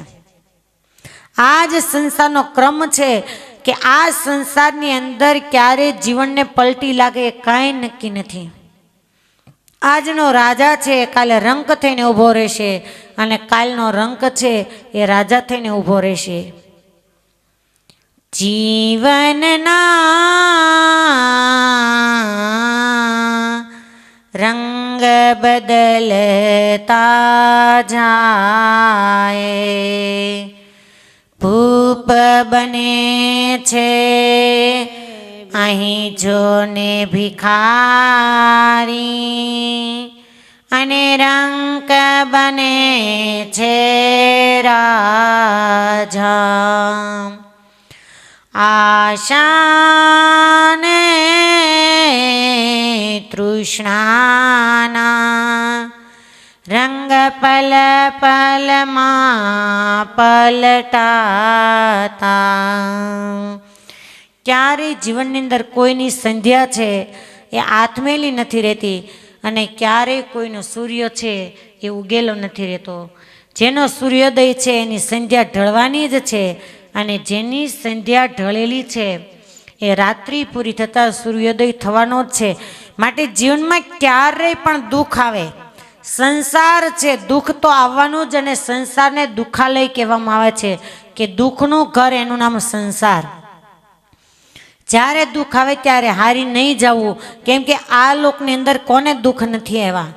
અને હંમેશા યાદ રાખો કે દુઃખ છે ને એ સાચી વ્યક્તિને જ આવતું હોય છે. આ કલયુગ છે, કલયુગની અંદર જૂઠાનો જય જયકાર છે અને સાચાનો શિકાર છે. સત્ય બોલનાર વ્યક્તિ છે કોઈને ગમતી નથી હોતી, અને સત્ય બોલનાર વ્યક્તિ છે ક્યારે જૂઠાનું શરણું સ્વીકારતી નથી હોતી. આત્મદેવને એમ થયું કે આ ઘર છોડી અને હવે હું જતો રહું. અને જ્યારે જીવનની અંદર આપણો અંતરાત્મા એમ અહેસાસ કરી લે કે હવે આ ઘરમાં મારું કોઈ નથી, એક જ વાર ઠોકર લાગ્યા પછી એક કંઈ એવું વેણ આવી જાય કે એવો અનુભવ થઈ જાય કે આપણું કોઈ નથી, તરત જ જીવાત્માને જાગૃત કરી દો કે હવે જે કરવાનું છે ને કરી લો. રહ્યો ભલે સંસારની અંદર, પણ મનથી તમે વિરક્ત લ્યો. આત્મદેવ છે એની વિટમણાને જોઈ અને ગોકર્ણજી છે એને વિચાર આવ્યો કે પિતાજી છે એ ઉદાસ દેખાય છે. ગોકર્ણજી છે એક જ્ઞાની પુરુષ છે. આત્મદેવને જોઈ ગોકર્ણ કહે છે હે પિતાજી, જે પુત્ર તમારો ધુંધુકારી છે એને તમે તમારો માનો છો એ કેવળ તમારો ભ્રમ છે. જેને તમે પુત્ર માનો છો એ કેવળ અને કેવળ માંસ અને રુધિર અને ચામડાથી મઢેલું શરીર છે. એના પરથી તમે મમત્વ છોડી દો. હે પિતાજી, પશુ દોરડાથી બંધાય છે, પક્ષી પિંજરાની અંદર પુરાય છે, એમ જ પ્રભુ છે પ્રેમથી બંધાય છે. અને આ લોકની અંદર માણસ છે એ માયાના પાશથી કહેતા વાસનાથી બંધાય છે. હે પિતાજી, ભગવાન વિના બીજે જે હેત કરવું તે અતિ મોટું પાપ છે. માટે મનના ગુલામ નહીં બનતા, મનના માલિક બનો. અને જે આ સંસારની અંદર તમે મોહ મમત્વ રાખી રહ્યા છો એ સંસારમાંથી વિરક્ત થઈ અને પરમાત્માનો રાહ છે એને સ્વીકારી લો. કેમ કે હવે મારો પણ આત્મા એમ કહે છે કે આ ઘરને અંદર રહેવાને માટે તું લાયક નથી, માટે તું પણ અહીંયાથી નીકળી જા. ગોકર્ણજી છે એમણે આત્મદેવ છે એને ઉપદેશ આપ્યો. આત્મદેવે નક્કી કર્યું કે નહીં, વાત સાચી છે કે જે ધર્મની અંદર, જે ઘરની અંદર ધર્મની દિવાલો હતી, ત્યાં જ્યારે અધર્મનું અંધારું હોય તો એ અધર્મના અંધારાની અંદર જીવવા કરતાં ધર્મના દીવાના પ્રકાશે પરમાત્મા સુધી પહોંચી જવું એ ઉત્તમ છે. ગોકર્ણજી છે એ તીર્થયાત્રાની અંદર નીકળી ગયા. આત્મદેવ છે એ પણ ઘર છોડી અને નીકળી ગયા. કેવળ અને કેવળ ધૂંધલી અને ધુંધુકારી બે જ વ્યક્તિ ઘરની અંદર રહ્યા છે. એક દિવસનો સમય પેલી ધૂંધલી છે અને ધુંધુકારી માર મારીને એમ કહે છે કે માં મને પૈસા આપ. ઘરની અંદર એક વાસણ પણ બચવા પામ્યું નથી, વાસણ પણ વેચી નાખ્યા છે. અને પરસ્ત્રીને આધીન આ ધુંધુકારી બન્યો છે. પરમાત્માની કૃપા હોય ને ત્યારે સારા દીકરાઓ મળતા હોય છે. અને આજે એમ કહેવાનું મન થાય કે જ્યારે સંસારી જીવનની અંદર છો, તમારા દીકરાઓ યુવાનીની બહાર ન પહોંચે ત્યાં સુધી તમામ મા બાપની ફરજની અંદર આવે છે કે તમારા દીકરાઓ ક્યાં જાય છે, કોનો સંગ છે, ક્યાં રહે છે, શું ખાય છે, આ ખાસ તકેદારી રાખવી. બાકી જો આમાં ચૂક પડી તો કેટલાય મા બાપ છે એને ખૂણા ગોતી એને રોવાના દિવસો આવ્યા છે. અને આજની યુવા પેઢી છે સંગ બળવાન છે, ક્યારે ક્યાં જઈને ઊભા રહેશે કાંઈ નક્કી નહીં. ધુંધુકારી છે એમણે એની માં ધૂંધલી છે અને અતિશય માર માર્યો છે. અને એ જ વખતે એ ધૂંધલી છે એને કંટાળી અને પોતાના જ આંગણાની અંદર રહેલો કૂવો છે એમાં જંપલાવી અને આત્મહત્યા કરી લીધી છે. પરસ્ત્રીને આધીન હોવાથી ધુંધુકારી છે એમને 5 ગણિકાઓ છે એને પોતાના ઘરની અંદર લેવા અને રાજાનો ખજાનો ફાડ્યો છે. પેલી 5 ગણિકાનું ભરણ પોષણ કરવા માટે રાજાનો ખજાનો ફાડ્યો અને રાજાના માણસોએ પગેરું કાઢ્યું. પેલી જે 5 ગણિકા એને ખ્યાલ આવ્યો કે એમણે રાજ્યની અંદર ચોરી કરી છે અને પગેરું નીકળતા જો રાજ્યના માણસો અહીંયા આવશે તો આપણે પણ ગુનેગાર સાબિત થઈશું. એવા વિચારથી 5 જે ગણિકા છે એમણે ખાટલા ઉપર સૂતેલો ધુંધુકારી છે એને દોરડાથી બાંધી અને ગળે ફાંસો માર્યો છે. પરંતુ એટલા બધા કુકર્મ કર્યા છે કે એના પાપી દેહમાંથી પ્રાણ છૂટો નથી પડતો. અને હજી વારંવાર કહું કે એવા કર્મ ન કરો કે અંત વખતે આપણો દેહ ત્યાગ કરવાનો સમય થાય ત્યારે જીવાત્માને કઠણ પળ છે ભોગવવી પડે. ધુંધુકારી છે બધું જ જોઈ રહ્યો છે. આજે એના પાપ કર્મ એને નજરની સામે દેખાય છે પણ સમય હાથમાં નથી. અને એટલે સંત અને શાસ્ત્ર એમ કહે કે સમય હાથમાં છે ને ત્યારે ખૂબ પરમાત્માનું ભજન કરી લો. અંતે સગડી ઉપર રહેલા દેવતા છે એ ધુંધુકારીના મોઢાની અંદર જગતા દેવતાઓ નાખ્યા અને જગતા દેવતાઓ નાખતાની સાથે ધુંધુકારી છે એનું પ્રાણ પંખીરું ઉડી ગયું છે. કુકર્મને આધીન થઈ અને પ્રેત યોનિને પામ્યો છે. ધુંધુકારીનો જીવાત્મા ભટક્યા કરે છે. સમય જતા ગોકર્ણજી છે એમને ખ્યાલ આવ્યો કે એના ભાઈનું મૃત્યુ થયું છે. એણે ગયા ક્ષેત્ર તમામ તીર્થયાત્રા જે ફરી રહ્યા છે એ તીર્થયાત્રાની અંદર શ્રાદ્ધ પિંડ આદિ કરાવે છે, છતાં પણ આજે આત્મહત્યા કરી અને મૃત્યુ પામેલો ધુંધુકારી છે એના પાપ કર્મ છે નાશ નહીં થયા હોવાથી એ પ્રેત યોનિની અંદર ભટકી રહ્યો છે. અને યાદ રાખો કે પાપ અને કર્મ આ બંનેની અંદર બહુ તફાવત છે. પાપ છે એનું પ્રાયચિત્ત છે પણ કર્મનું પ્રાયચિત્ત નથી. પાપ એને કહેવાય કે તમારા ઘરની અંદર નાની એવી ઉંદરડી હોય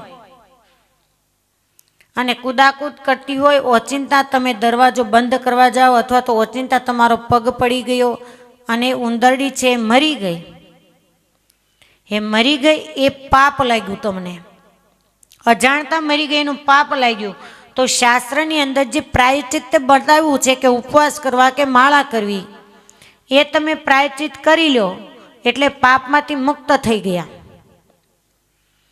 પરંતુ એ જ ઉંદરડી છે એ કપડાં કાપી નાખતી હોય કે જે તે અનાજ છે એને કાપી કોરી નાખતી હોય, તમને દાજ ચડે અને મારી નાખો સાવરણીના ઝાટકેથી. આ તમારું કર્મ છે.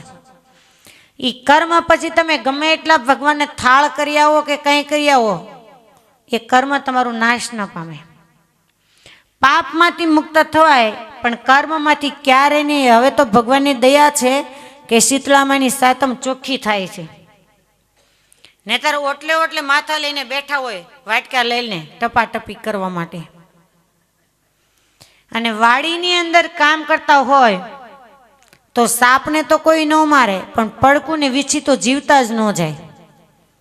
બે હાથ જોડીને મારી પ્રાર્થના છે ને વિનંતી છે કે કદાચ કોઈ આવું નહીં કરતા હોય, કરતા હો તો પાછા છે ને એમ કે એ રાક્ષસ કહેવાય. હવે પડકું તમને કરડે તો તમે મરી નથી જવાના, એ પાકી ગેરંટી છે. ચોક્કસ એનું ઝેર ચડશે પણ મરવાના નથી. તો એક કરડ્યા પહેલા તમે એક ઢેફું મારીને એને પતાવી દો તો આપણા જેવો તો રાક્ષસ કોણ હશે? તમે વિચારો કે જેણે તમને દુઃખ નથી આપ્યું, એ દુઃખ આપ્યા પહેલા તમે એનું જીવન પૂરું કરી નાખ્યું. એટલે ક્યારેય આવું પાપ કર્મ નહીં કરો. કર્મ છે એ ક્યારે છોડનાર નથી. વર્ષો જતા ગોકર્ણજીને એમ થયું કે હવે હું ઘર તરફ પ્રયાણ કરું. તીર્થયાત્રા કરતા કરતા ગોકર્ણજી છે એ જ્યાં ઘરની અંદર આવે તો અવાવરું ઘર છે, ચારેય બાજુથી જાણે ભયાનક વાતાવરણ હોય એવું દેખાય છે. અને હંમેશા તમે જોજો કે પૃથ્વીનો પણ પ્રભાવ હોય છે. કોઈ પણ વ્યક્તિના, અમુક વ્યક્તિના ઘર આંગણે તમે જાઓ તો તમને બેચેની રહે, એમ થાય કે અહીંથી જલ્દી નીકળી જઈએ, કેમ કે 24 કલાકના કંકાસનું જ વાતાવરણ હોય. અને કોઈ વ્યક્તિના ઘરે તમે જાઓ ને કે જ્યાં ભજન ભક્તિ કથા વાર્તા થતી હોય, અખંડ ભજન થતું હોય, તો તમને એમ થાય થોડીક વાર બેસે, શાંતિ થાય. અમને તો આ પાક્કો અનુભવ હોય. કોઈ પણના ઘરે જઈએ એટલે એમને તરત જ અહેસાસ થઈ જાય કે અહીંયા ભજન ભક્તિ ને શાંતિવાળું વાતાવરણ છે. આજે અમારો જ્યાં ઉતારો છે ને તરત જ અમે કીધું કાંઈ કેટલી શાંતિ, કેમ કે કેટલા સંત પુરુષોના ત્યાં પગલાં છે ને કેટલું ભજન થયેલું હશે. એટલે ઘરને ઘર મંદિર બનાવવું કે ભોગ ભૂમિ બનાવવી એ આપણા હાથની વાત હોય છે. ઘરને પણ તમે મંદિર બનાવી શકો છો. 24 કલાક તમે સ્વામિનારાયણ ઘર કામ કરતા કરતા ચાલુ રાખો, એ તમારી ભૂમિ છે ને નિર્ગુણ થઈ જશે. અને કોઈ પાપી જીવાત્મા તમારા ઘર આંગણે, આ રીતે જે ઘર આંગણે ભજન થાય છે એ ઘર આંગણે કોઈ પાપી જીવાત્મા આવે ને તો એ પણ પવિત્ર બની જાય, આવું શાસ્ત્રનું કહેવું છે. આપણે તો પવિત્ર બનીએ જ, પણ આપણા આંગણે આવેલી વ્યક્તિ પણ પવિત્ર બની જતી હોય છે. ગોકર્ણજી જે સંધ્યા સમય થયો એટલે ભયાનક અવાજો માંડ્યા આવવા. પોતે વિદ્વાન છે, એને ખ્યાલ આવી ગયો કે માનો ન માનો પણ કોઈ અતૃપ્ત આત્મા, પ્રેતાત્માની યોનિને પામેલો આત્મા છે, કમંડળમાંથી અંજલિ લઈ અને ગોકર્ણજી છે એને જે દિશામાંથી અવાજ આવી રહ્યો છે એ દિશાની અંદર છાંટી અને તરત જ પ્રેતાત્માની યોનિની અંદર ધુંધુકારી છે એ પ્રગટ થયો છે. ગોકર્ણજી તો અચંબામાં પામી ગયા કે અરે ભાઈ, તું અને તારી આવી દશા. ધુંધુકારીએ ઈશારો કર્યો કે વાચા નથી, કેમ કે જીવતા જગતા દેવતાઓ મોઢાની અંદર નાખ્યા હતા એટલે વાચા નહોતી. ગોકર્ણ છે ને ફરી અંજલિ છાંટી અને વાચા ફૂટી. ગોકર્ણજી બોલે કે મોટા ભાઈ, મેં તો ગયા શ્રાદ્ધની અંદર, ગયા ક્ષેત્રની અંદર તમારું શ્રાદ્ધ પિંડ છે એ કરાવ્યું હતું. અન્ય ક્ષેત્રોની અંદર, તીર્થસ્થાનોની અંદર તમારા પિંડદાન કરાવ્યા છતાં પણ તમે પ્રેતયોનીને કેમ પામેલા છો? ત્યારે ધુંધુકારી બોલે છે કે ભાઈ, તું કદાચ કોટી શ્રાદ્ધ પિંડ કરાવીશ. ગયા શ્રાદ્ધ શતેનાપી મુક્તિર્મેન ભવિષ્યતે. ગયા શ્રાદ્ધ શતેનાપી મુક્તિર્મેન ભવિષ્યતિ. ઉપાયં પરમં કિંચિત ત્વાં વિચારય સામ્પ્રતમ.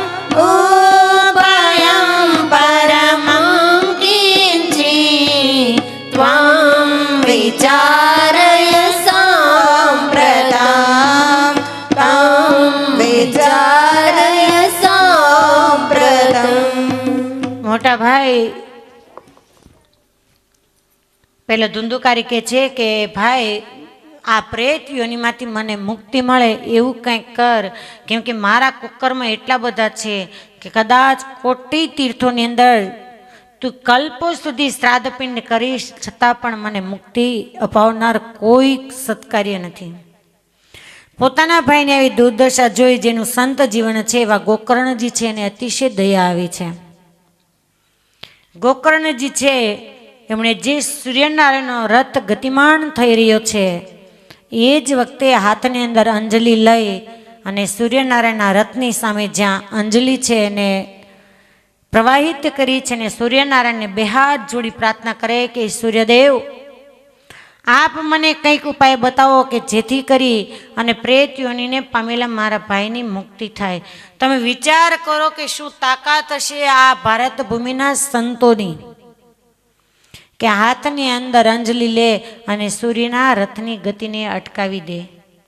અને એ જ તાકાત ધરાવનારી ભૂમિની અંદર આજે આપણને મનુષ્યનો જન્મ મળ્યો છે. સ્વામિનારાયણ સંપ્રદાયની અંદર ડોકીઓ કરીએ તો કેટલા ચરિત્રો જાણવા મળે. એ મહાનુભાવાનંદ સ્વામી એ મંદિર બંધાવવું હોય અને ચીખલોડની અંદર એમ કહે કે સ્વામી લીમડાની જરૂર છે, લીમડાના લાકડાની, પણ એ પટેલની વાડીએ છે ને પટેલ છે ને કુસંગી છે ને સ્વામિનારાયણ સંપ્રદાયના વિરોધી છે. પણ એક ઉપાય છે કે એને ત્યાં પુત્ર નથી. સ્વામી તમે એને વચન આપો અને તમારી કૃપાથી જો એને ત્યાં દીકરો થાય ને તો એ પટેલ લીમડાના ઝાડ આપે.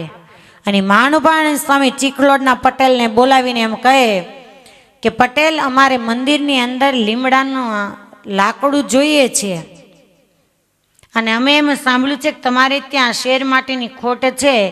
જાઓ હું એક સ્વામિનારાયણના કંતાધારી સાધુ તરીકે ભગવી કંતાધારી સાધુ તરીકે એમ કહું કે તમે જેટલા લીમડા આપો ને એટલા અમે તમને દીકરા આપીએ. અને વાડીના શેઢે જતા સ્વામી બોલે કે 1 2 3 4 5 6 ને 7 લીમડે પહોંચ્યા ત્યાં સ્વામી કે બસ. અને પટેલની સાથે બોલી કરેલી કે જેટલા દીકરા આપીએ એક વચનને આધીને થઈ કે અડધા તમારા ને અડધા અમારા. 7 પહોંચ્યા હતા સ્વામી કે બસ સાધુરામ હવે 7ની જ જરૂર છે, હવે 7ના ભાગ કેમ પાડવા.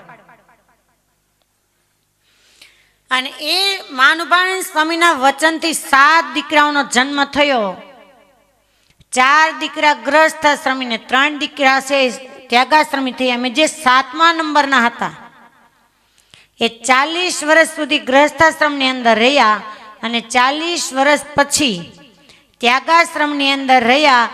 અમદાવાદની અંદર 4 સગાભાઈ ત્યાગાશ્રમની અંદર ને પાછું કઈ રીતે સ્વામી એમ બોલ્યા હતા કે અડધા તમારા ને અડધા મારા. એટલે 40 વર્ષ પરફેક્ટ સંસારી જીવન અને 40 વર્ષ ત્યાગાશ્રમની અંદર પૂરા થયા. 40મા વર્ષની સાંજ એટલે ટોટલ 80 વર્ષ. 80મા વર્ષની સાંજે સાધુ આ લોકમાંથી ભગવાનના અક્ષરધામની અંદર ગયા. આ એક સાધુની તાકાત છે, તમે વિચારો. અને આજે પણ એની પરંપરાના સાધુ લીમડાવાળા સાધુ તરીકે ઓળખાય છે. આને જાજાવાળા નથી વહી ગયા. જેના લલાટની અંદર ભાગ્યની અંદર કોઈ પણ સંતતિ કે પૈસા પદાર્થની રેખા લખાયેલી જ ન હોય છતાં એમ કહે કે જા તારા ભાગ્યની અંદર પરમાત્મા છે. એ નાવલીના કશ્યાભાઈ કે જાઓ તમારે ત્યાં દીકરાનો જન્મ થશે તો દીકરો થાય. લાલદાસ ને કશ્યાભાઈ તરીકે. ગોકર્ણજી છે એમણે સૂર્યનારાયણ છે એની ગતિને અટકાવી. ત્યારે સૂર્યનારાયણ કહે છે કે હે ગોકર્ણજી, તમારો જે ભાઈ પ્રેતાત્માની યોનિને પામેલો છે એને પ્રેત યોનિમાંથી મુક્ત કરાવનાર જો કોઈ હોય તો એ ભાગવત મહાપુરાણની કથા છે. એ કથામૃત છે એનું આપ એને શ્રવણ કરાવો, જેથી કરી અને તમારો ભાઈ છે પ્રેત યોનિમાંથી મુક્ત થઈ અને પરમાત્માના શરણને પામશે. ગોકર્ણજી છે એમના ગામની અંદર ભાગવત મહાપુરાણ છે એના કથામૃતનું આયોજન કર્યું. ગોકર્ણજી છે એ વક્તાપદે છે અને ગામ સારો એ ગામવાસી લોકો છે એ સાંભળવા માટે આવે છે. પરંતુ પ્રેત યોનિને પામેલા ધુંધુકારી છે એને ક્યાંય બેસવાની જગ્યા નથી અને હંમેશા અતૃપ્ત ભટકનારો જે આત્મા છે એ પૃથ્વી પર પણ નથી બેસી શકતો અને જળાશયની અંદર સ્પર્શ પણ નથી કરી શકતો. સદંતર એને આ વાયુના લહેર કે એનું ભ્રમણ હોય છે. પૃથ્વી પર ક્યાંય એને નિવાસ નથી મળતો. અને તમે જોજો કે એવી ભટકતી વ્યક્તિ હોય ને કોઈનામાં પ્રવેશ કરે ને ત્યારે પાણી માગતા હોય છે. કેમ કે પ્રેત યોનિને પામેલી વ્યક્તિ છે એનું ગળું છે એ સોયના નાકા જેટલું હોય છે. આપણું જે પંચભૌતિક શરીર છે એ પૃથ્વી, જળ, તેજ, વાયુ ને આકાશ આ 5 તત્વનો આપણો દેહ બનેલો છે. આ દેહમાંથી જીવાત્મા છૂટ્યા પછી જે પ્રેતાત્માની યોનિને પામે છે અને એને પૃથ્વી અને જળ આ 2 તત્વ નીકળી જાય છે. એ 3 તત્વનું એનો અંગુષ્ઠ માત્રનો દેહ બંધાતો હોય છે અને કોઈ જળાશયની અંદર એને પાણી પીવા નથી મળતું. ત્યારે એ કોઈની અંદર પ્રવેશ કરે અને પછી પાણી માગતા હોય છે. કદાચ તમે તો જોયું હોય કે ન જોયું હોય, પણ અમારા ગુરુ પૂજ્ય બેન અને લક્ષ્મીબેનને એમ વાત કરતા કે ગઢપુરની અંદર એક એવો કેસ આવેલો જેની અંદર આ અતૃપ્ત જીવાત્મા છે પ્રવેશ કરતા તો 14 હાંડા પાણી અમારા સાંખ્યોગી બહેનોએ એને પાયેલું. 14 હાંડા પાણી, તમે વિચાર કરો એ કેટલો તૃષાતુર હશે. એટલે બહુ પ્રેત યોનિને દુઃખ છે. માટે ક્યારેય એવી ભ્રમણાની અંદર હજી ન રહેશો કે સમય હજી ભજન કરવા માટે આપણા માટે છે. વાસનામાંથી નિર્મૂળ કરનાર તત્વ હોય તો પરમાત્મા સંબંધી કથા વાર્તા છે ને, કથા વાર્તાના યોગથી જીવાત્મા છે એ વાસનાથી નિર્મૂળ થતો હોય છે. આ સંસારની અંદર ક્યાંય પણ એક તાતણો પણ જો રાગનો જોડાયેલો હશે, મમત્વનો, મોહ માયાનો જોડાયેલો હશે, ત્યાં સુધી પરમાત્મા સુધી પહોંચી નહીં શકાય. ધુંધુકારી છે એ ગોકર્ણજીને વિનંતી કરે કે ભાઈ મને બેસવા માટે કોઈ સ્થાન આપો. અને ત્યારે એક વાંસ છે એને મંડપની અંદર રોપવામાં આવ્યો. એને વાંસની ગાંઠ પર ધુંધુકારી છે બેઠા છે. ધુંધુકારીની કથા સાંભળ્યા પછી નક્કી કરી રાખવું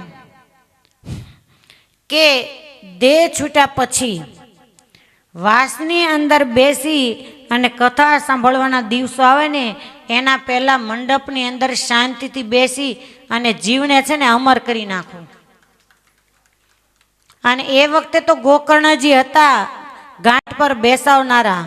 હવે આપણા જીવાત્માને તો કોણ પકડીને લાવે એ કોને ખબર. એટલે ક્યારેય પણ એવા બ્રહ્મા ન રહેવું કે ગઢપણમાં ગોવિંદ ગાશું.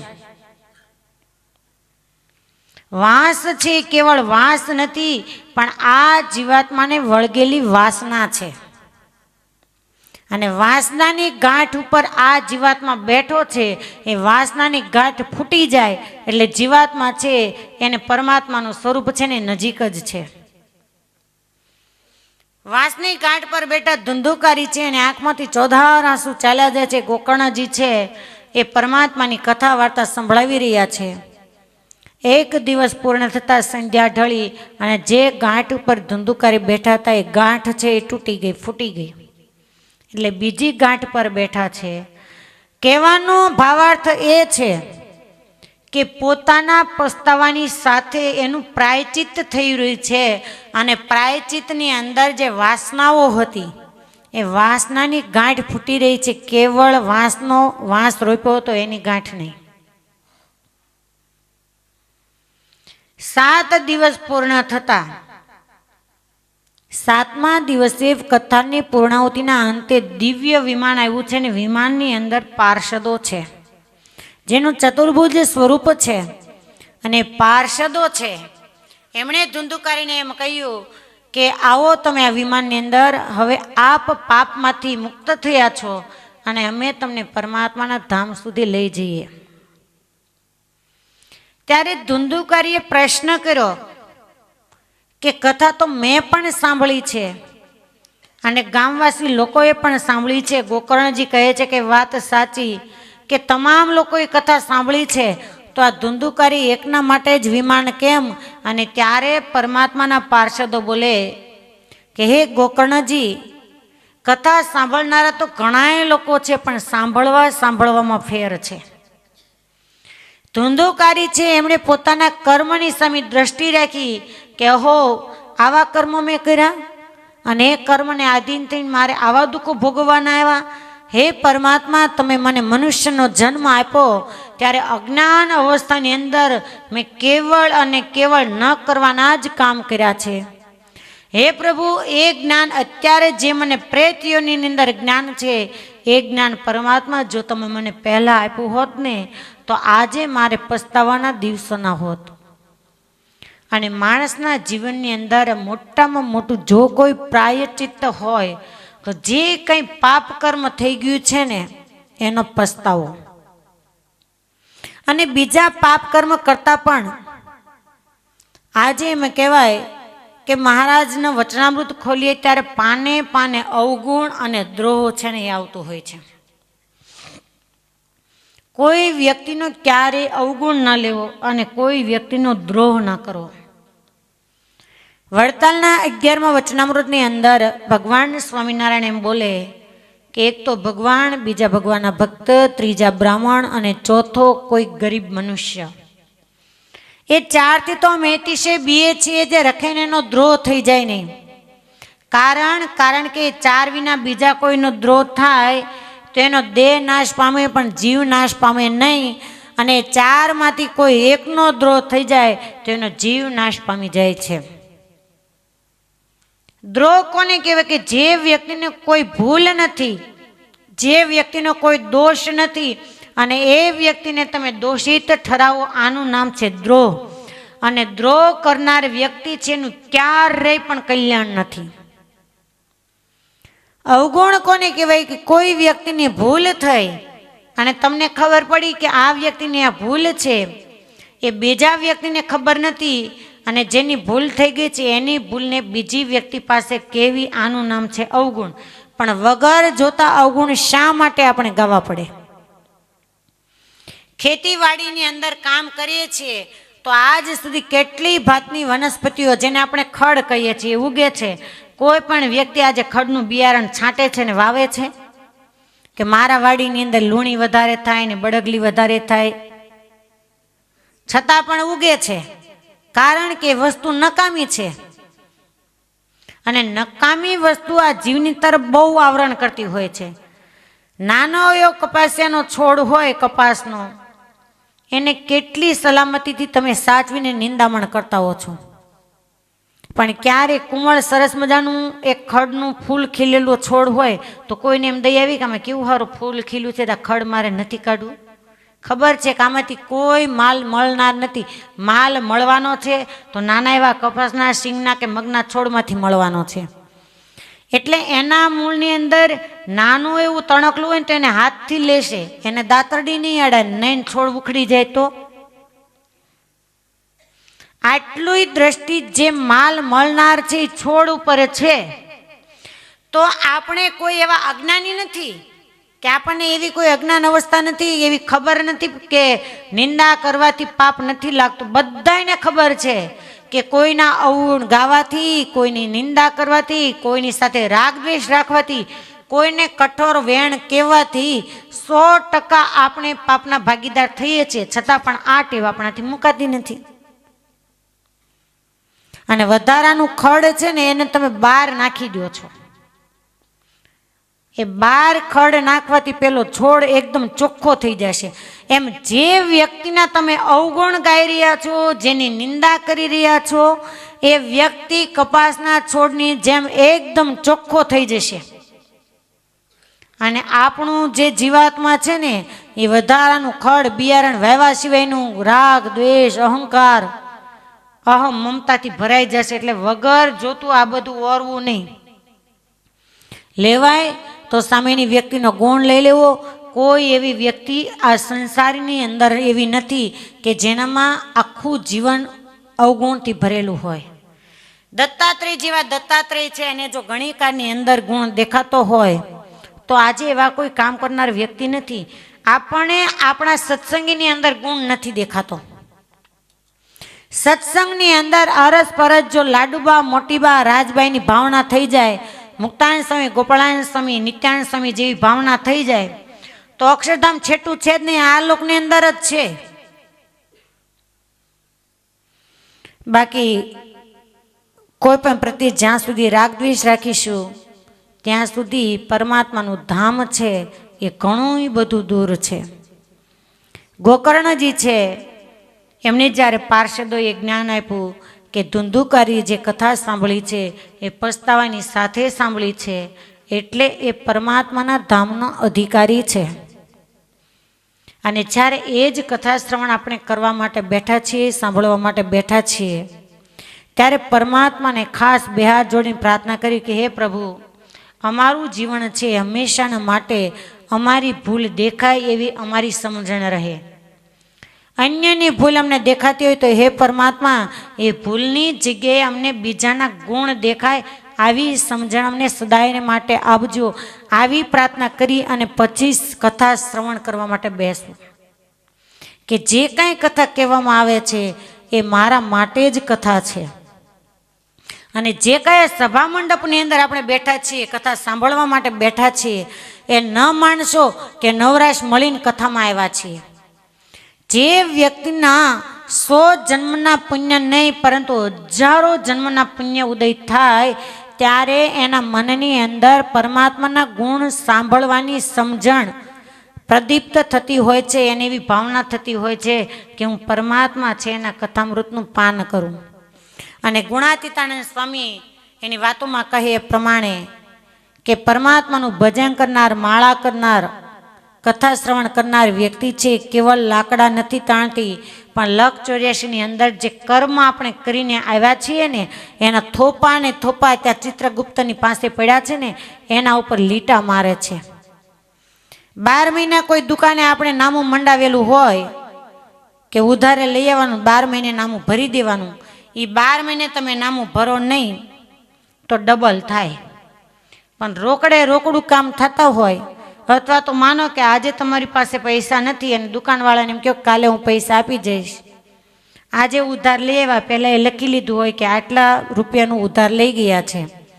બીજે દિવસે તમે પૈસા આપવા જાઓ ને એટલે મોઢામાંથી શબ્દ બોલશો કે પાછા તમે નામ છે ને એને ચેકી નાખજો, પૈસા આપી જાઓ છું. એમ લખ 84ની અંદર જે કાંઈ આપણે પાપ કર્મ કરીને આવ્યા છીએ ને એ અહીંયા બેઠા બેઠા જ્યારે ભજન કરીએ છીએ ને તો ત્યાં જે ઓલા થોપા મારેલા છે ને ચેક છે ચિત્રગુપ્ત અને વિચિત્રગુપ્ત કે આ વ્યક્તિ આટલું ભજન કર્યું, આના કર્મ આટલા નાશ. બાકી કર્મથી છોડાવનાર કોઈ સંપ્રદાય નથી, કોઈ અનુયાયી નથી, કોઈ સંત નથી. કેવળ અને કેવળ ભગવાન સ્વામિનારાયણે આ હળહળ કળયુગની અંદર જીવાત્મા ઉપર કૃપા કરી કે મારા શરણે આવેલો જે જીવાત્મા છે એને પાપમાંથી તો મુક્ત કરીશ, પણ મારું શરણું સ્વીકારનાર જીવાત્મા એને કર્મમાંથી પણ હું મુક્ત કરીશ. કર્મ કોઈ નથી બાળતું ભગવાન સ્વામિનારાયણ સિવાય. અને એટલે આવો માણસનો દેહ છે એ અતિશય દુર્લભ હોવા છતાં આપણી દ્રષ્ટિએ ત્યારે સુલભ છે. સમય પણ એવો છે, સંજોગ પણ છે અને સંપ્રદાય પણ એવો ઉજળો છે. એટલે જે ઈષ્ટદેવની અંદર તમને આરાધ્ય ઈષ્ટદેવ તરીકે જેમાં તમને વધારે પ્રેમ હોય એ પરમાત્મા છે, એનો પ્રેમ છે